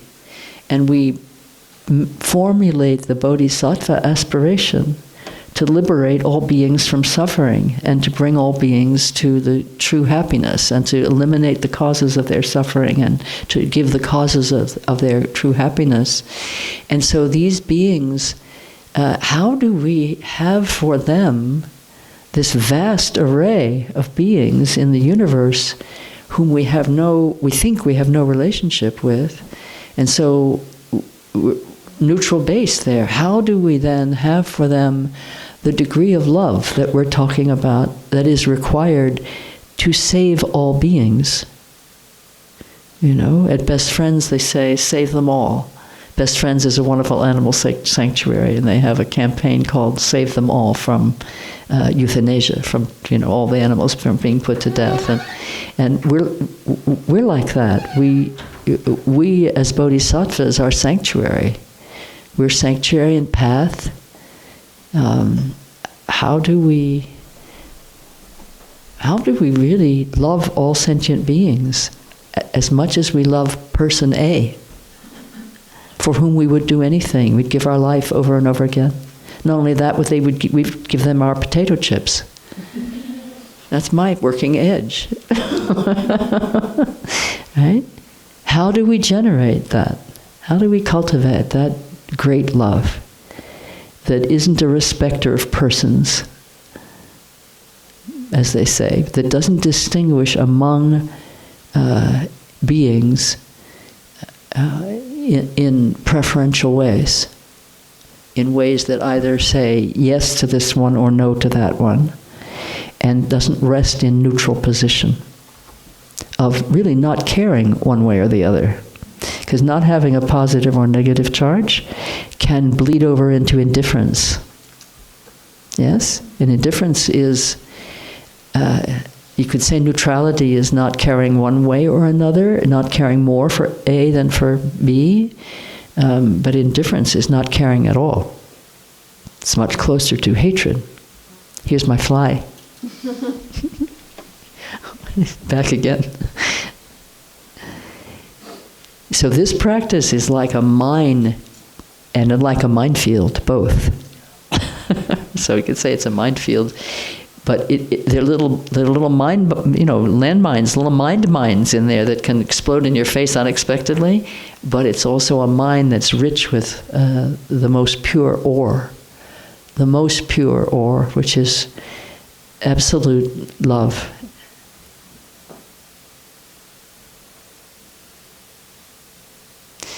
I want to ask you if you need a break. It's 11:05, so it'll be a very short, just a bath, not the tea and pee break, just the pee break, and come right back, and so that we can Randy, you'd like that.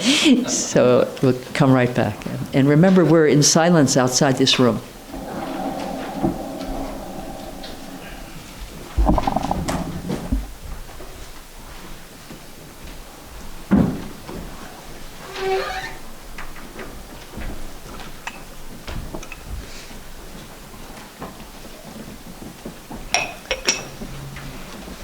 Would you enjoy knowing my dream? I can't hear you. Would you enjoy knowing my dream from last night? Not right now, but sometime. Okay. Yeah, I need to go to the bathroom. Go for it. But you're But it's standing interesting. right. Oh, Yes, oh, pardon me. you're standing right in front. Yes, yes. But It's pretty cool. thank you.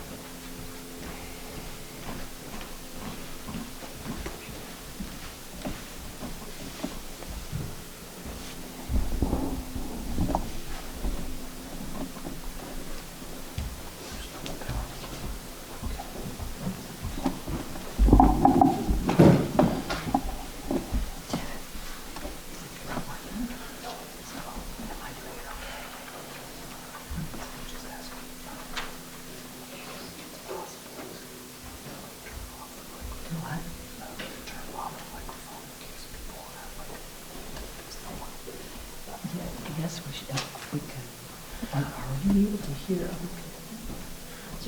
I can hear them. Speakers there on the audio? Yeah, you can pick it off the back. Oh, well, we should have thought of that. Okay, think of that. So, how would you like to proceed? I can cover it up. I can actually turn down just turn all that. Would we not be able to hear them? Is our application and the recording, is it the same system? Yeah, it's all if you go through the panel. So I just turned everything. So actually, I'm going to go back and try it and listen on the stream. And if you can just, I'll motion to you, you can just do a test, like speak into the microphone.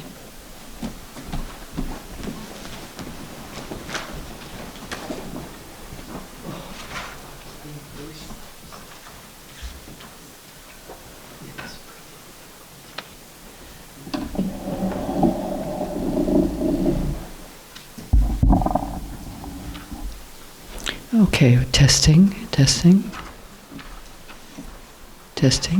Still testing some more. I'm feeling very testy. Am I passing the test? Are you taking me for a test drive? Am I still? B minus. Continue testing? Could a few other people continue speaking? Yes, could we have some speech in the room? Now you want to stop. Yeah, now talk. Everybody's talking. That's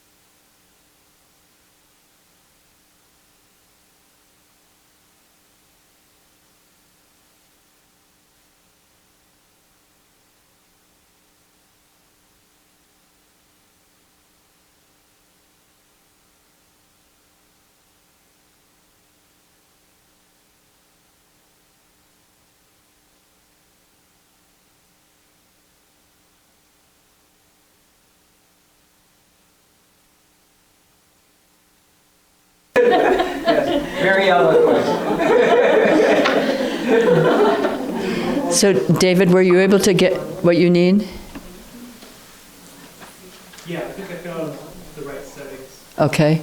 So if at one point we want to not be. Okay, I'll explain what we're doing and why. We'll wait till people come in and the door's closed again. Are there people still outside? Okay, let's start up again. Do you want the door closed then? Door closed, yeah.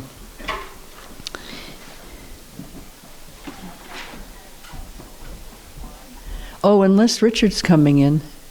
I see Donald the dog coming.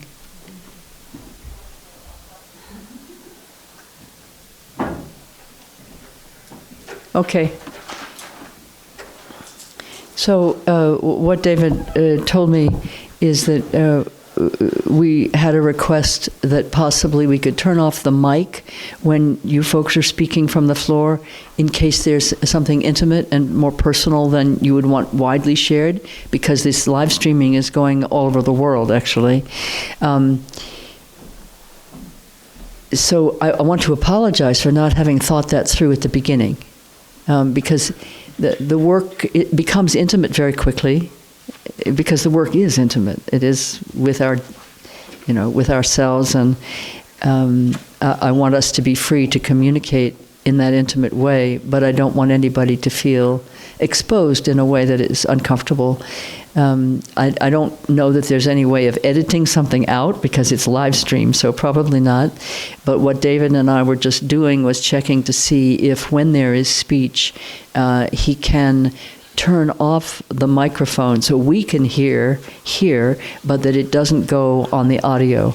And you think you found the right settings? Yeah, pretty sure. If I just turn off your mic, it should be enough. If you just turn off my mic? Okay then. Do you think you'll remember to turn it back on again? Maybe people speaking in the back, her mic will pick it up because of the sound. I was in the kitchen and I could not hear basically most of the questions. Oh, really? Okay. I didn't understand any of that. I couldn't hear that exchange. Is it He something? said that even earlier, he couldn't hear the questions that were being asked. From the kitchen. From the kitchen. So. Yes, it's being streamed on campus. Yeah, too. What he's saying is while he was listening to the streaming, he couldn't pick up the questions Oh, you were, oh, so you listened to, Hear Barbara, but Yeah, but not the participants, for the most part. I mean, yes, there was some that you could hear, some project their voices more Yeah. than others, but for the majority, you couldn't really. couldn't get the content. Yeah, but the solution is correct. Turn off the mic and you will be able to. Okay. But will you remember to turn it on again? That'd be great, David. Thanks a lot. Okay. So I would really like to hear from each of you, and I don't think we quite have time for that, but I want to hear a little bit more. Let's go for another 15 minutes of you sharing your experiences if you want to. And my mic is currently off, I believe. Isn't it off? It's on? Did you want it on or off? Is the mic on? The mic is currently on. Okay. While you speak, it's on. Yeah. So would you like to go further with this discussion, or shall we see if we can draw some conclusions to go forward with? I see nodding, but I don't know to which option. Let's keep going. Yes, let's continue. Want to continue? Okay, so some haven't spoken yet. Pam, are you registering a vote, or? Votes and a stretch, and I will offer something. In the part B, one of the things that you were saying to us was to respect that person. And my goodness, did I run up against a wall there. With person B, it started out as a political person, and I quickly dispensed with him because he's not interactive. And so I chose someone that I interface with, where I really get stuck in how to respond, so it was really kind of an ugly mirror that was staring in my face.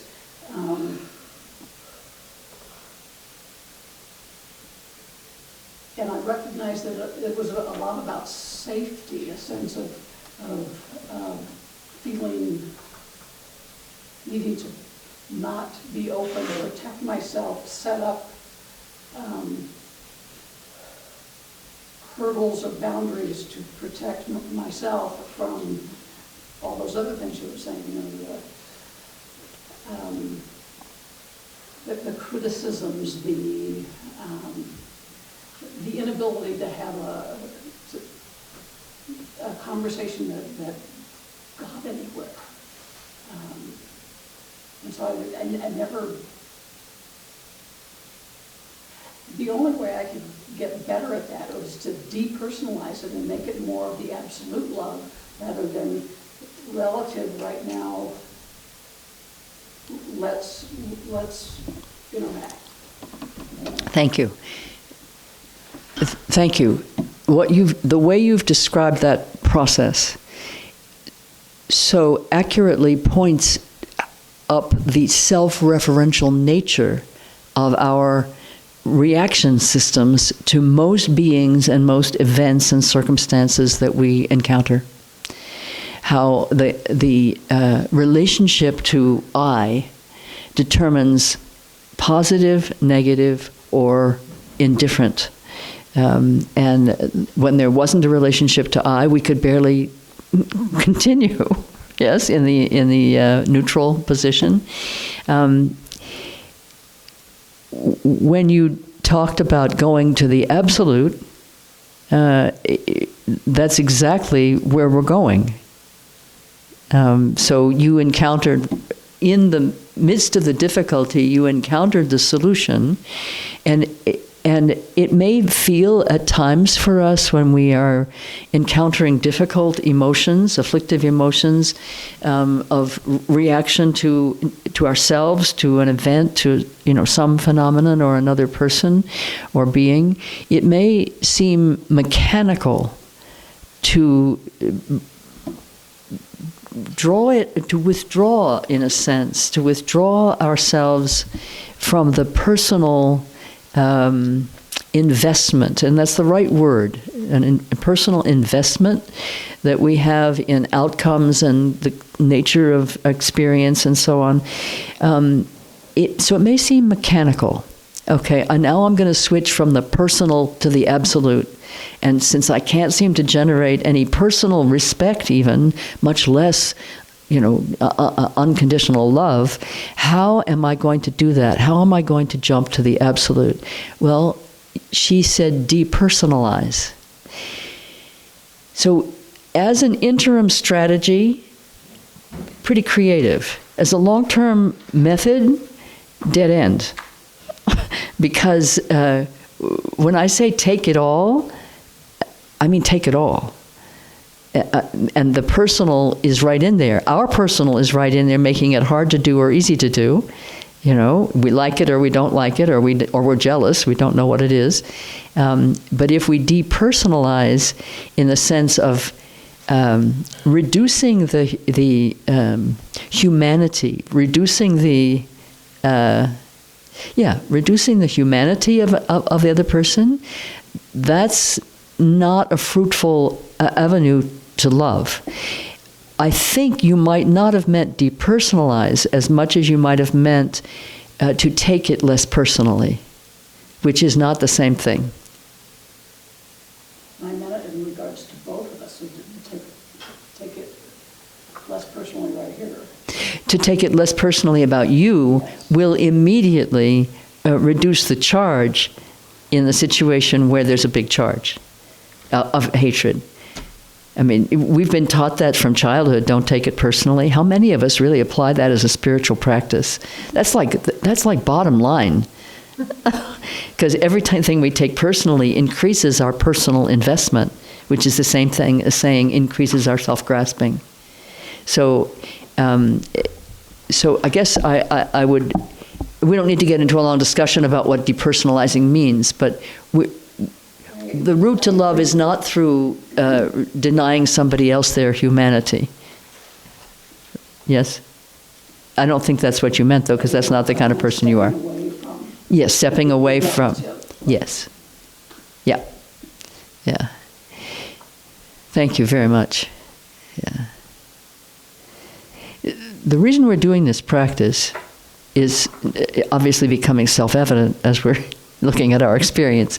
But there's another reason, is that until we really can understand and really acknowledge profoundly the essence, equality of value and preciousness of every sentient being, our vow to save them all from suffering, to liberate them all, doesn't have much traction. It doesn't have much traction. And the work we're going to do this afternoon will take us further into working with this, not this particular exercise. It's another practice, one of the most profound of the Bodhisattva practices. But it relies on this base of being able to, even in our current state, if we're not able to transform these afflictive emotions in the way that we see ourselves able to do in the ABC world here, back to the ABCs. We didn't think we were going back to the ABCs, but here we are. We still now, just with this little bit of experience with this equanimity practice, which in fact I've given to you in a much more sort of detailed version, in order for you to continue practicing it until you really get it, until it's really in you, and it's the way in which you are in the world to be able to make that transformation happen really quickly. And have it transform you in such a way that there's no longer A, B, and C in your life. Right? There's only A. Right? I don't remember where I was going to go, but anyway, the reason for doing this practice is to establish that baseline of equanimity, that all beings are equal in value. You know? So you, Randy, you wanted to speak, I think. Yes? I can if you like. I like. All right. Yeah. Okay. Should I stand so that I can? Well, I think you then will be on the film, although your voice won't be heard. So that's up to you. I'll be right here, it'll be fine. Just keep it up so everybody Person can. A. Having grown up as a Christian, it was fairly easy for me to identify with the body and the blood, and to be able to be uniquely participating in the intimacy of love and of relationship. And this can be true for partner, it can be true for an animal, and the gift of that level of intimacy was profound. Person B. Having worked in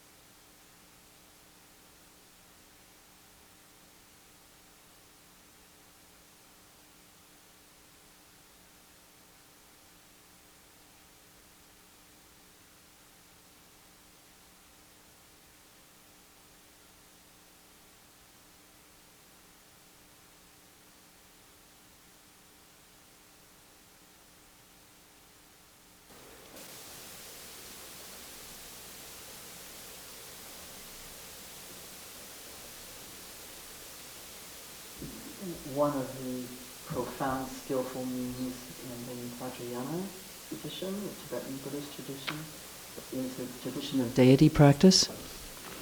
And one of the things that Richard referred to was his experience of deity practice, allowing the absolute compassion appearing in the form of a wrathful deity, in this case, absolute compassion to take over the space of indifference and hatred and repugnance. And the transformation occurs through our identification with that deity. Qualities of the deity reflect back to us our own sublime potentials and powers.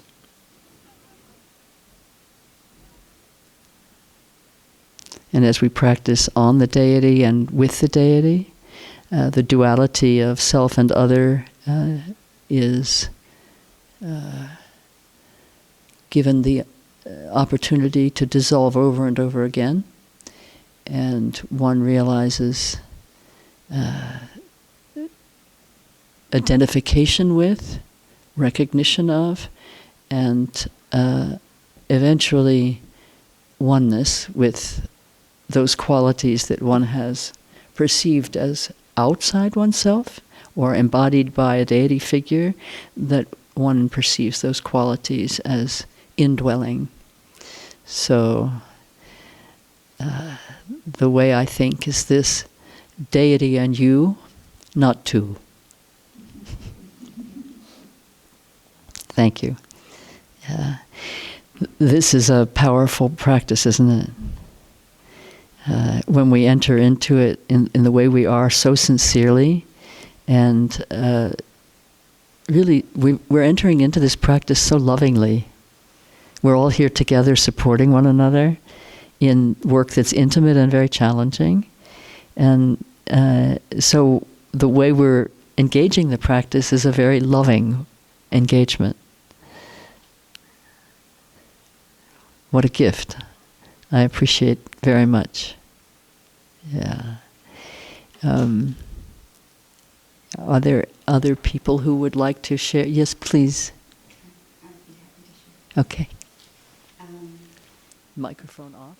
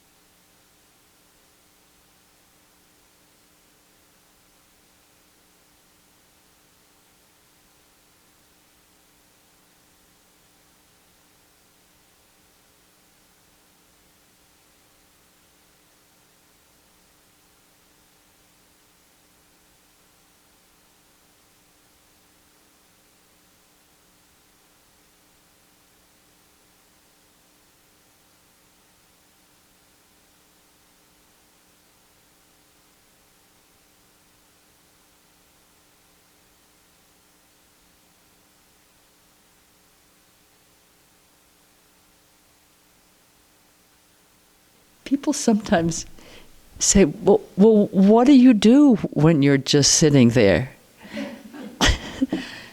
The whole universe is our playground.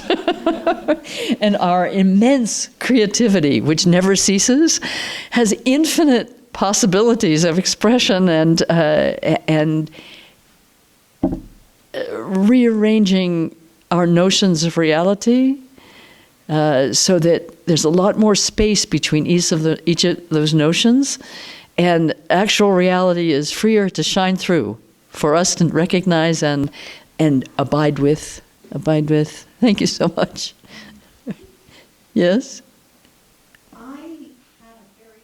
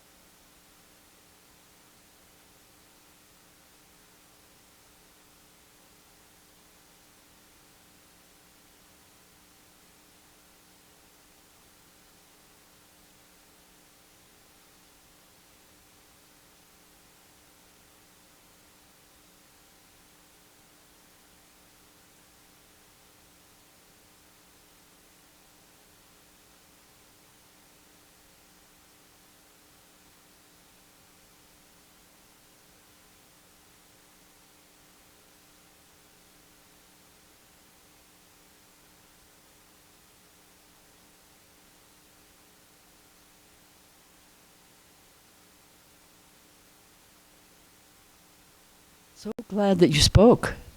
It's a very good ingredient for our soup about neutrality and how difficult it is to generate authentic love in that condition. Thank you. These are very valuable insights. Yeah.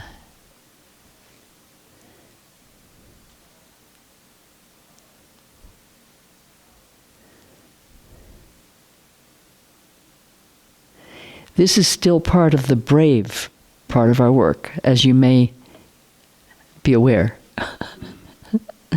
The next phase is called generous.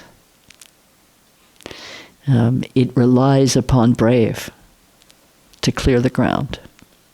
So this kind of work, this is energy transformation work, transformation of appearances into so that they reveal what is their essence.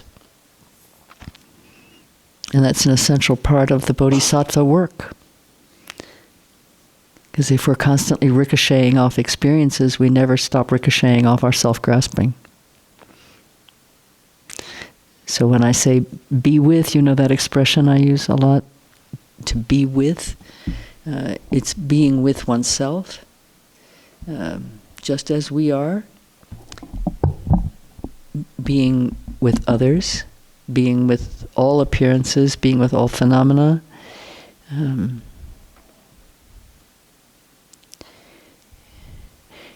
We could think of that as radical presence. You know, radical meaning root, not meaning dramatic, but meaning root. What did you say? Radical meaning root. That's what radical means. Radix, the word for radish, means root. And so when we're speaking of being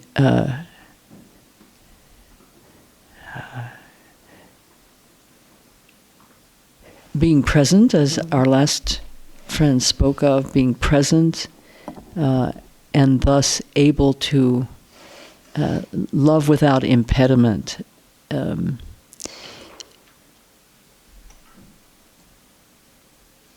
Radical presence is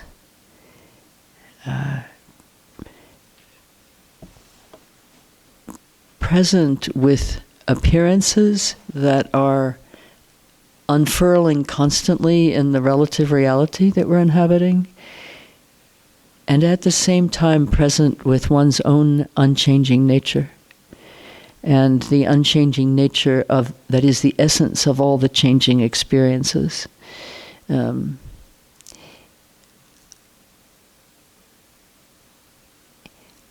I can promise that the work that we're doing today is a very significant part of the process of opening to that intrinsic nature, to our true nature, which is not in any way separate from love. Absolute. The absolute expresses as love. When I was first studying in this tradition, I came upon a teaching that I've never forgotten, and my mind has been working with it for decades. I mean, really many decades. This was back in the early 80s, I think, that I read this. It's still so. It can't be grasped with the intellect entirely, do you know? The entity is emptiness, the nature is clarity, the activity is compassion. Can you repeat that? I would love to repeat that again and again. The entity is emptiness, the nature is clarity, the activity is compassion.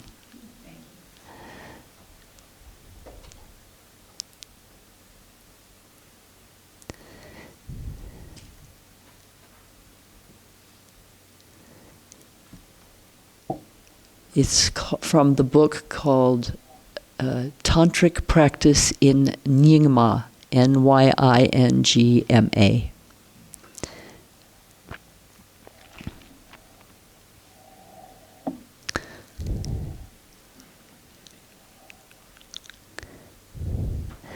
Now I'm going to give you my version of that, which first came out of my mouth in Utah, in your living room.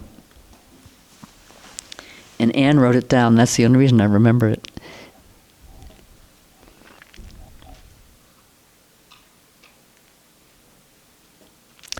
When the thick hide of appearances is pierced by the arrow of emptiness, the milk of love pours forth.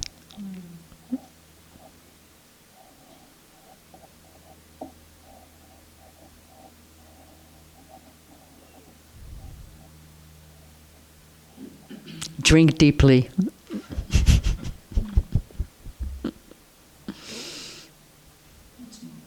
Hands going up. Pamela? Might I repeat that? Yes. When the thick hide of appearances is pierced by the arrow of emptiness, the milk of love pours forth.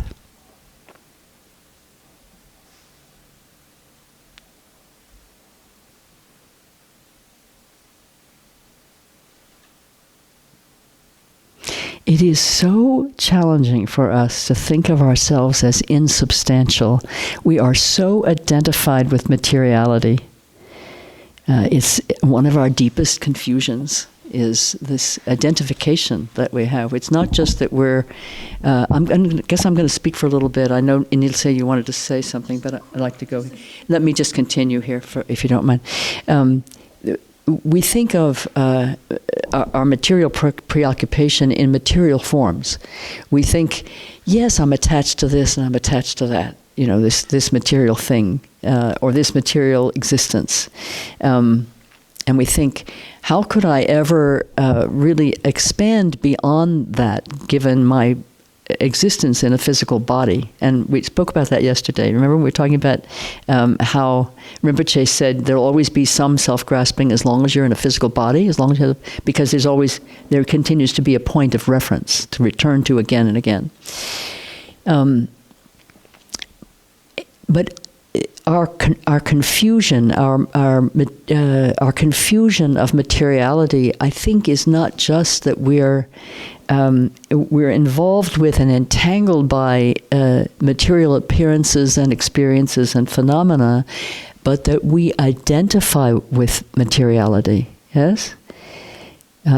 So it's that in our mind we can hardly construe. We can't conceive of ourselves as insubstantial. It's not, we can do visualizations of ourselves as a deity form that's rainbow-like and diaphanous and luminescent and so on. But when it comes down to being in this body and thinking and recognizing our immateriality, our insubstantiality, at the same time that we're experiencing ourselves as material form, it's a little difficult. What? It's a little difficult. So it's one of the reasons I keep talking about the union of appearance and emptiness, or the union of the relative and the absolute. We don't have to, and we don't get to choose between them.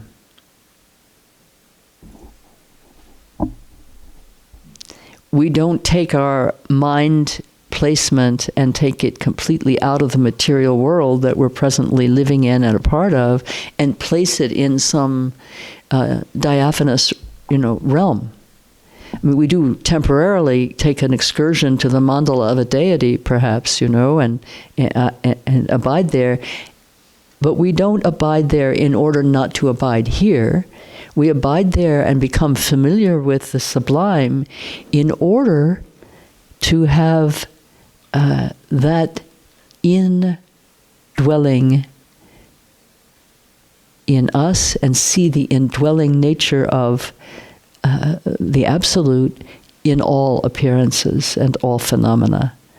So we're not practicing separation anywhere now. Not in any aspect of our thinking or our speaking or our perceiving or our action. We're no longer practicing on separation.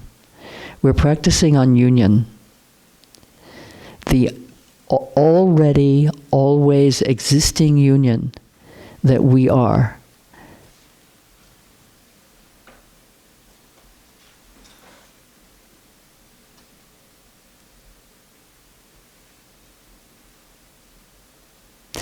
Sometimes when I speak this way, I feel as if I'm singing a song that I want to just have echo in your mind, because it's not through concept that we understand these things entirely.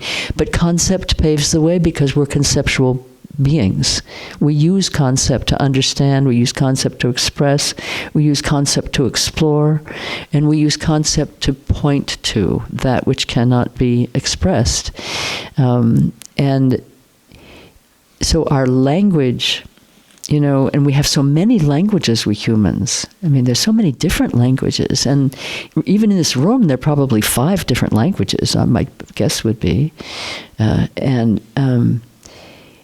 Language involves the mind, of course, but it also involves the mouth. So our communication, even to ourselves, uses the words that we learn through hearing them.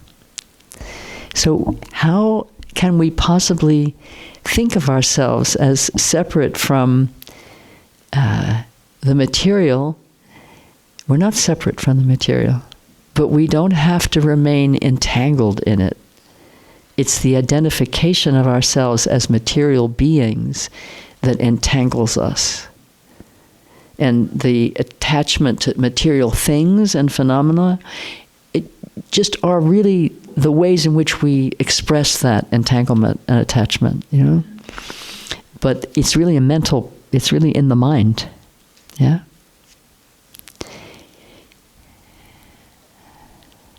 That's one of the reasons that people do deity practice. As you visualize yourself as the deity, you begin to disidentify with the material form and its limitations, not with the material form as a vehicle for spiritual practice, for example, or spiritual realization, but as a limiting factor. Right? It's silly to waste our time thinking about our material form as a limiting factor. We don't really have time for that because it's such a limiting factor.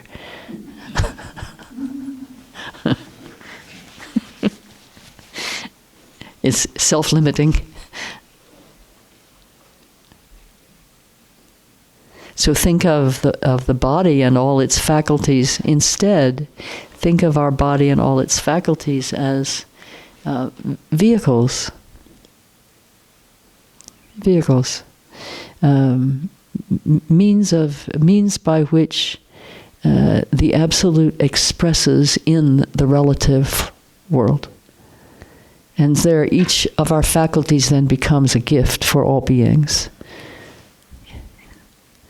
That's a rather different way to think about the body and its sense faculties. And one of the questions yesterday came from somebody who wasn't here at the time about a child born with injuries that made the child appear not normal. Remember, we talked about normality and how that we normalize and becomes a normative concept that we think we have to be held to.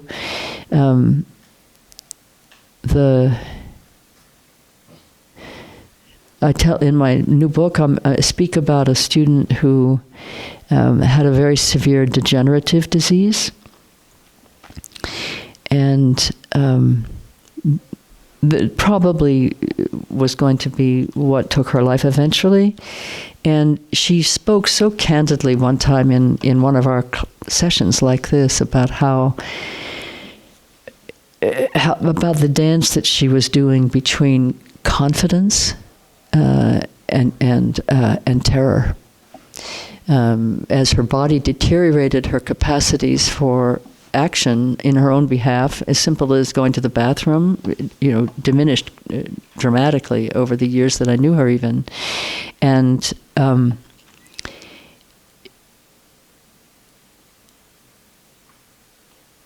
it was very touching to hear her speak about how the fear came and went. So some days she recognized the illness experience and the approaching death as the greatest of possible gifts for her to really pay attention to the way her mind was holding her experience. And it was very liberating for her on some days or in some moments. On other days or other moments, she was scared out of her mind, and she just basically wanted to get out of the suffering body that was going to take her to death's door. So we laughed. We laughed. She and I and the other folks in the room, I don't know, Jane, you might have been there, and Claire, you might have been there, I'm not sure. But we laughed because the dance between the two, the space between them was so dynamic. She was learning so much, and her relationships were so enriched by the necessary receiving, which we do a lot to avoid being in the position where somebody has to wipe our bottom for us. We really don't want to be in that position, and I've been in that position quite a number of times. And eventually you realize the person who's doing that action for you is a bodhisattva. Don't take away their opportunity to give to you. So our laughter together when this dear friend was talking about her travails was acknowledging the body as the gift of innocence, meaning not knowing what's going to happen next. Really not knowing when the inevitable is going to happen, not knowing how one will be, what one's state will be, literally an innocence of foreknowledge, let's say. And also the body's neediness. And you don't have to be needing it from somebody else to notice the body's neediness. Nelson and I have been laughing at our old age stories. Increasing debility, this, problem, that problem, yet, the way old people talk and the way when we were young, we said, I'm never going there. I am never going to have those kind of conversations with my friends when I get old. We're going to be talking about meaningful things. Well, the landscape of old age is very meaningful when you're in it, right? And you don't know what's going to happen next. And our need for one another, pins us sometimes to the ground in a way that we would resist if we could. And when we allow ourselves just to be pinned there and relax in the love that's being given, maybe it's the person who tucks you into the ambulance, as I experienced. They couldn't have been sweeter. They were like college kids on there, and they picked me up, and I fell and broke my hip. They picked me up and tucked me into the ambulance, and they were so adorable. And I just, all I could do was just love them, so that's the best painkiller. But we feel as if we're being diminished, but we're not. We're being released. Not from the body, but from our self-preoccupation. What a gift. What a gift. And, you know what else? It's lunchtime. I want to speak, before we break, I want to speak about silence. I love that sentence. That's a good sentence. The silence principally is an inward function. It's not so much whether you actually make words come out of your mouth and listen to words coming out of the mouth of others. It's the mind taking seclusion. The same way the body takes seclusion when you go into a solo retreat, the mind takes seclusion and dwells in solitude for a while. The same way it says in the verse, dwell in solitude. That's the Bodhisattva's practice. So the mind dwelling in solitude is dwelling with itself, dwelling in its own home. And it doesn't mean we're not aware of one another. It means we're not seeking engagement. We're free to just be with in radical presence, seeking nothing, either to give something or to receive something. Now, they're going to give us our food in the cafeteria. Sometimes we call it the dining room. I'm thinking the acoustics need to change a little before I call it the dining room. But wearing hearing aids, it's quite loud in there. So people will give us things, but we're not seeking recognition of self. We're not seeking for the self, the notioned self to be fed. We're just feeding the physical body because it needs it. Yeah? And we're not seeking to elicit recognition from another. So it involves also what the Catholic monastics call custody of the eyes. It doesn't mean you can't make eye contact, but you're not looking for something. You're just being with. Yes? Isn't this a beautiful way to think about the silence? So when we go to lunch, let's be in silence to the degree that we can. Again, necessary speech should be spoken. So, for example, if somebody has a physical difficulty or is not feeling well or needs care, speak up. And if you need the salt to be passed, you can gesture, but if it doesn't come across, don't get dramatic with your hands. Just say, salt, please. Yeah? So we're not making a fetish of the silence. We're just in it. Yeah? Okay?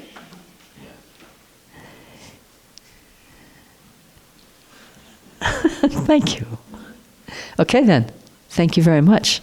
And again, because we're in retreat, we're not going to do our dedication of merit until the end of the day. So, are you able to stay for lunch? By the way, I don't know, an announcement wasn't made, but I'm sponsoring lunch for everybody today. Yes, I don't think an announcement was made, was it? Yeah, you're all my guests for lunch.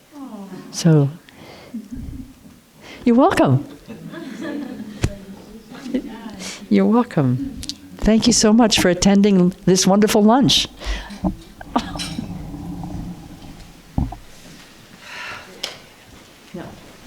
Now, some of you have paid for your meals, so check